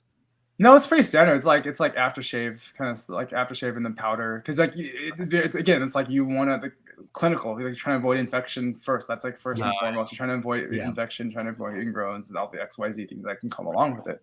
So whatever gets that whatever gets you the most like sterile and keeps you that way is what happens. So there's not like a lot of options, and there's not like choose your car scents afterwards. You want new car or pine, like none of that. It's like sterile, like alcohol or like things that, and then like don't you can't shower after like 24 hours.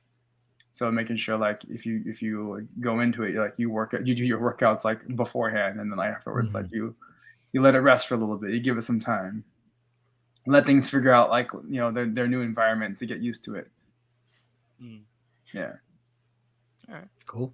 Awesome. Wear loose clothing.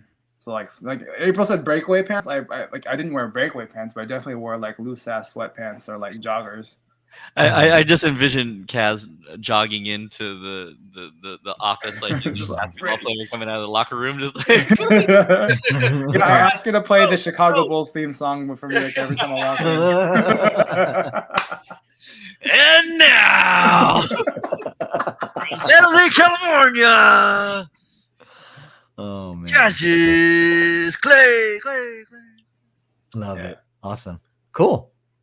Well, thank you for informing us on that. But yeah, no, I mean, the real point was like me asking you about the Manscaped or the lawnmower. But no, it's great insight onto the waxing aspect of it, and yeah, it sounds like you're gonna go back to it maybe when things get a little better. So You've inspired me. Thank you. Yeah, I think Yeah. I'll have to look it up again. there you go. Awesome.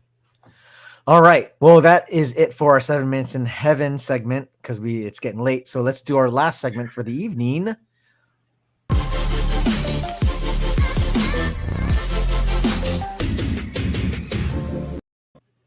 Whoops, I totally cut that off. But welcome to our last segment of the evening. I should change that. I didn't realize it says what I've been watching, but it should be what we've been watching. Just you.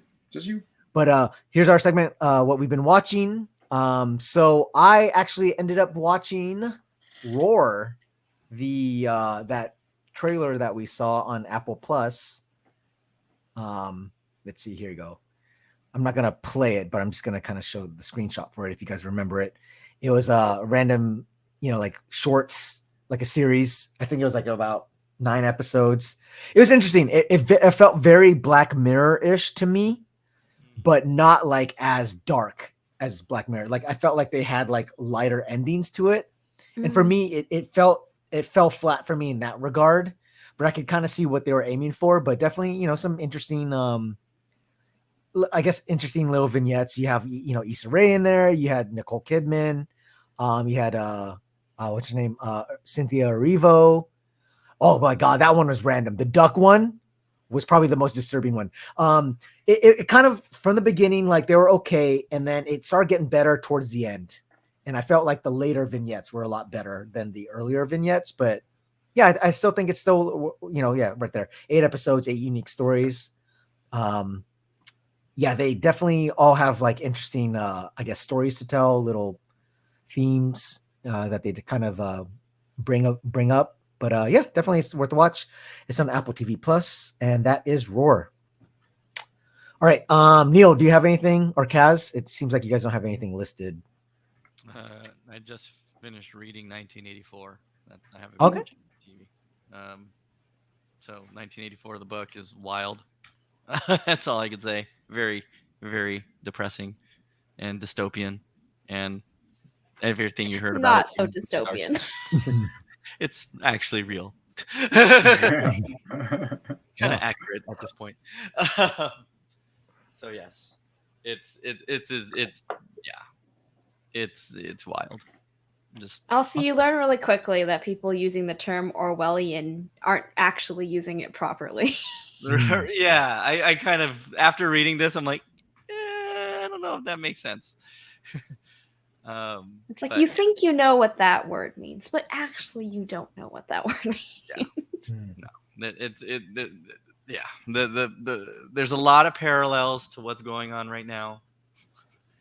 With Unfortunately. Unfortunately, but yes, it's part accurate, part just depressing, and all somewhat feasible at the same time. So, yeah. Awesome. No, it's cool because I know, and yeah, definitely anyone in the chat, I know because Neil put it out on their on his Insta.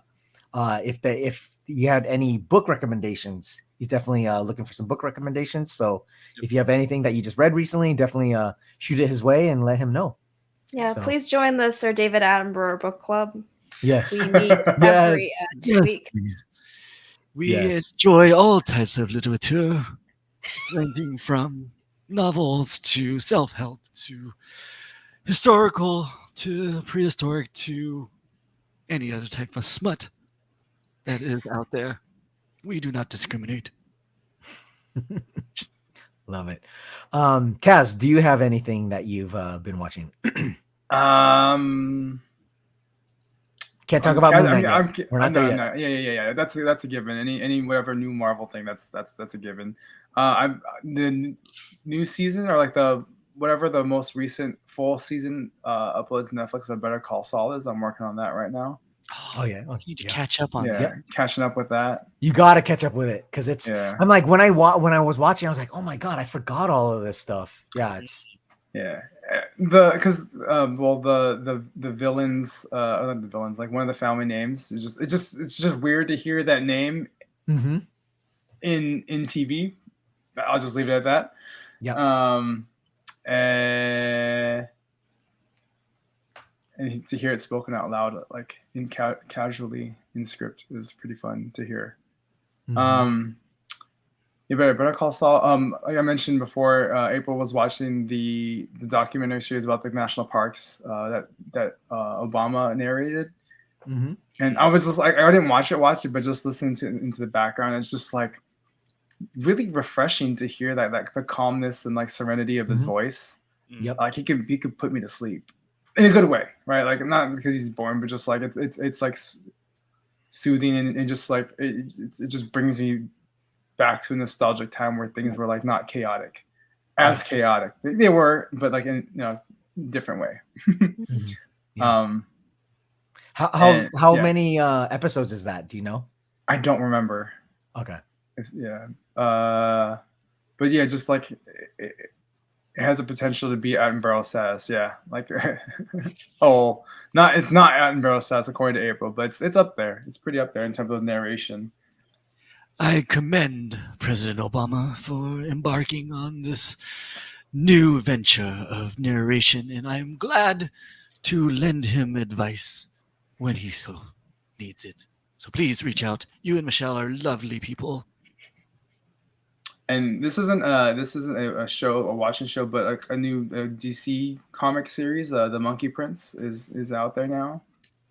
A DC series that revolves around some traditional Asian folklore, the Chinese folklore. Is it based on the Monkey King? Monkey King-ish, yeah. Okay. Because one of the illustrators or like / writers, we got to meet and have it signed, have like the comic book, the first issue signed by like Jean Yang and who else was it? One of the other artists on the series.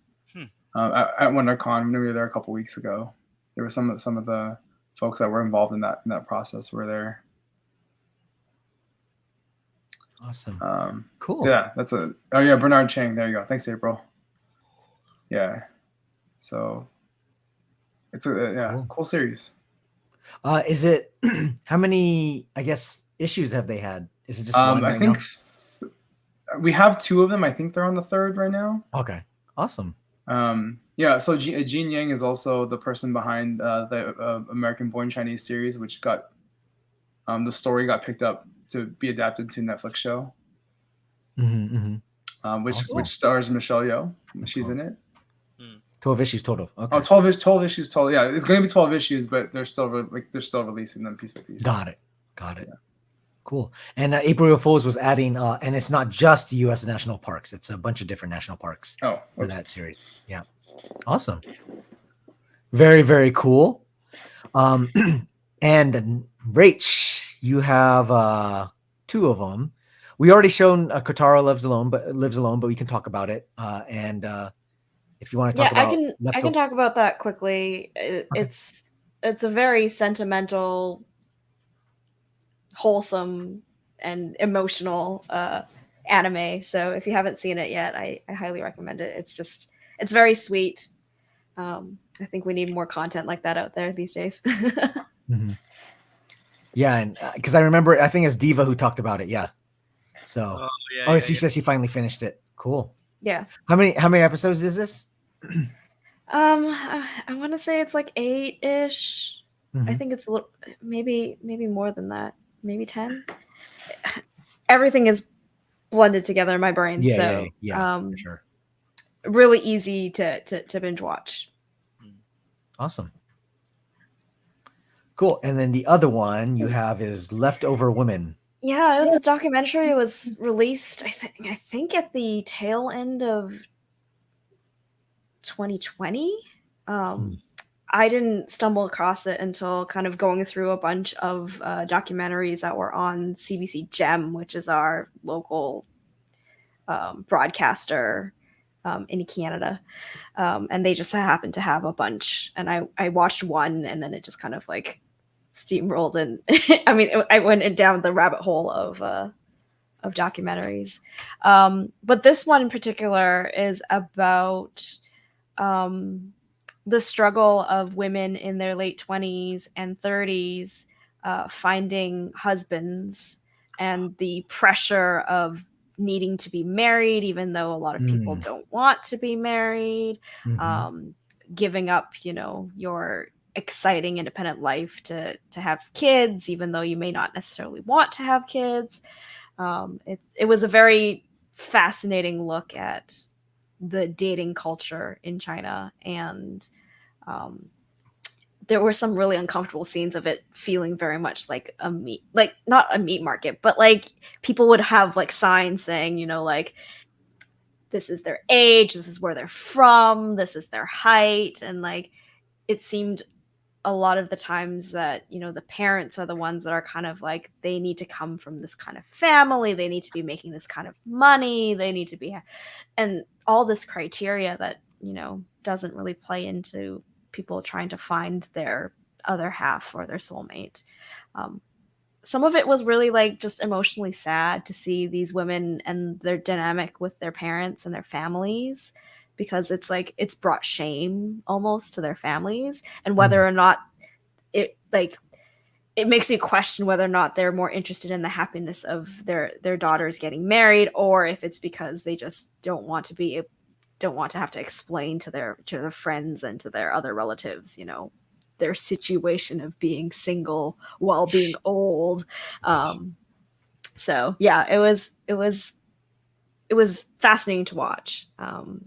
And I don't know if I recommend watching it, because it just kind of makes you feel a little bit like, oh, this is awful that, you know, this is happening to so many women that, you know, their families think that it's like, you don't know whether they think your life is like worthless, or like, you know, you have no purpose, or you have no true happiness unless you're married.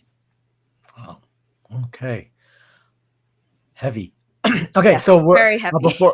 Before I play this trailer, please let us know anyone in the chat or anyone from our panel who you'd like to raid. So cool. Let's check it out. Here we go. Oh, there you go.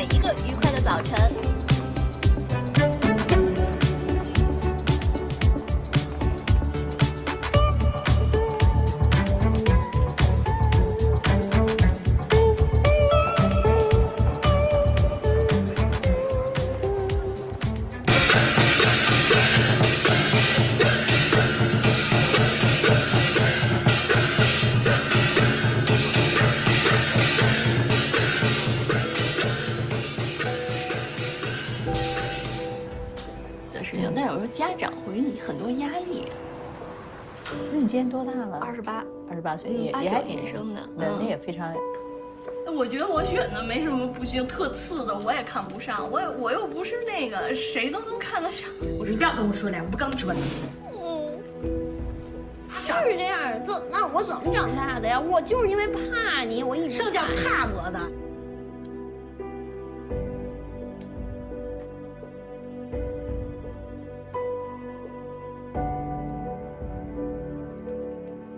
不结婚，再幸福他也不叫幸福。到外头人一问，哎呀，我都没法说。就是个不结婚，那就一切都没有价值了，对吗？这是因为我从某些方面讲，我说话可能稍微直接，传统意义上她真的是很大的美女啊。不是，首先不是漂亮，不是美女，第二个年龄真的很大了。气死！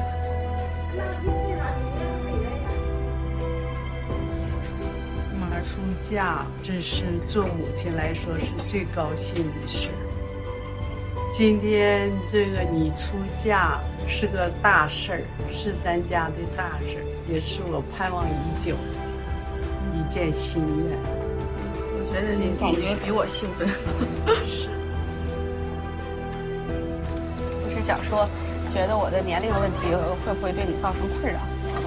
本身每个是有困扰，这个本身别人我能接受，未必别人都能接受。然后包括我的父母啊、家人啊、朋友。那你会有些打算？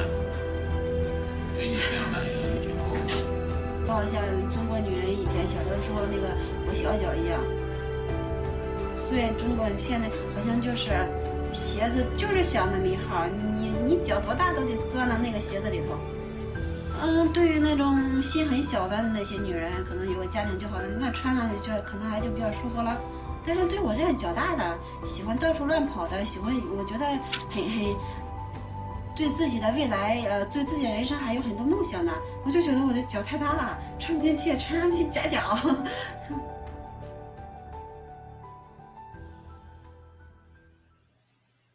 Yeah, so there's a Available Chinese now on phrase. video on demand. Sorry. No. Yeah. Yeah, there's a Chinese phrase that kind of like sums it up and loosely translates to leftover women, and that's what they call these women in their late 20s and in their 30s, unmarried. And the thing is, they're very successful in their career. So the main lady that we follow in this documentary is a successful lawyer. She goes to one of like these meetups where like there's parents trying to like sell their like their kids as being worthy of being married, and one of the mothers openly says, "You intimidate me, you scare me because you're a lawyer, like you're gonna try to like win arguments and stuff like that, so it's not seen as a very like wife material type quality." And she's a successful lawyer. Like it's fascinating. You might be smarter than me, so you're not wife material. What? Yeah. Like what? Some of the things that people say, like the dating agencies that like they go to help find matches, like they're just like, you're too old, you're not conventionally pretty, you have too high standards. And all she was asking, because they asked about a previous relationship, like, you know, what caused you guys to break up, and she was like, he wouldn't do any housework. And the lady was like, you can't be too picky because of XYZ. And I'm like, wow, like she has standards. Yeah, that's crazy. It's wild. It's just absolutely wild. So what platform can you see this on? I think there's a couple links underneath this trailer for like Amazon and other streaming services. But I said, I watched it on SIPnJAM here in Canada. I don't think it's available in the US, unfortunately. I know PBS ran this as well. Yeah. Cool. Yeah, if you got that VPN, drop you into Canada. There you go. Yeah, VPN. Yeah. That is Remember the House of what did April UFO say? The House of Salad Tossers runs from California to Canada. We could EBG's International, y'all. EBG's International. I love it so much. Oh man. Yeah, Right. and if you are in Canada, SIPnJAM has a ton of different documentaries that are just like readily available, and I think that some of those are like really high quality docs. Another one that I watched was about a mother and daughter, and the daughter kind of like goes to China to find her mother's parents, and it's like this sad but like also like thrilling look into like, you know, what parents will do to make sure that their children live like the best lives that they possibly can live, and the sacrifice of being a parent, but also the trauma that it also brings upon the kids, because you just don't know how to process any of the emotions that you probably should be processing. So yeah, there's a lot of really great docs to watch. So yeah, highly recommend it, but also like you have to be in the right frame of mind to watch it. Yeah. Awesome. Cool. So that's Leftover Women. Awesome. That is our show for this evening. Thank you all so much. Thank you, Nerdy Curious. Thank you, Kaz. Thank you, everyone. As always, for being our guests. Anything you'd like to say to the chat? No. Kaz. One thing I'm watching that I forgot to mention was Old Enough. It's like it's a series on it was like Japanese TV. It's like little kids doing their first errands, like little kids like 2 to 4 years old doing their first solo errands for their families. It's so cute. You gotta watch it. Okay. I What did is that watch on? a bit of that. It's on Netflix. It's on Netflix. Okay. It's Yeah, crazy. of course. It is wild just to see what these kids are capable of doing. At 2. Always a pleasure. What happens on Shooting the Shit stays within Shooting the Shit. So don't say shit to anybody. Keep that here. That leaves nowhere. I clipped a couple things. I'm just kidding. I won't do any of that. Don't worry. I won't. No worries. Cool. Well, thank you all. Thank you again. Shout out to Manscaped. Yes, if you guys want, please sponsor us. Everyone, please give everyone a follow. Thank you, everyone. Like I said, see you guys next Wednesday, hopefully, if you guys are here. And have a great weekend. Happy 420. Actually, it's not 420 anymore. And all right, we're gonna be rating out in Happy Earth Day. Happy Earth Day. Yes. Also Earth Day. Happy. Okay. We're rating out in 5, 4, 3, 2, 1. Peace. Thank you all. Thank you all so much, Diva, Neo Geo, April Fools. All right. And we have rated and broadcast because it's people like left behind. Were there some left behinds? Let me try to get some of those other people real quick. If I can get them. Dude, he has a ton of people. DJP calls.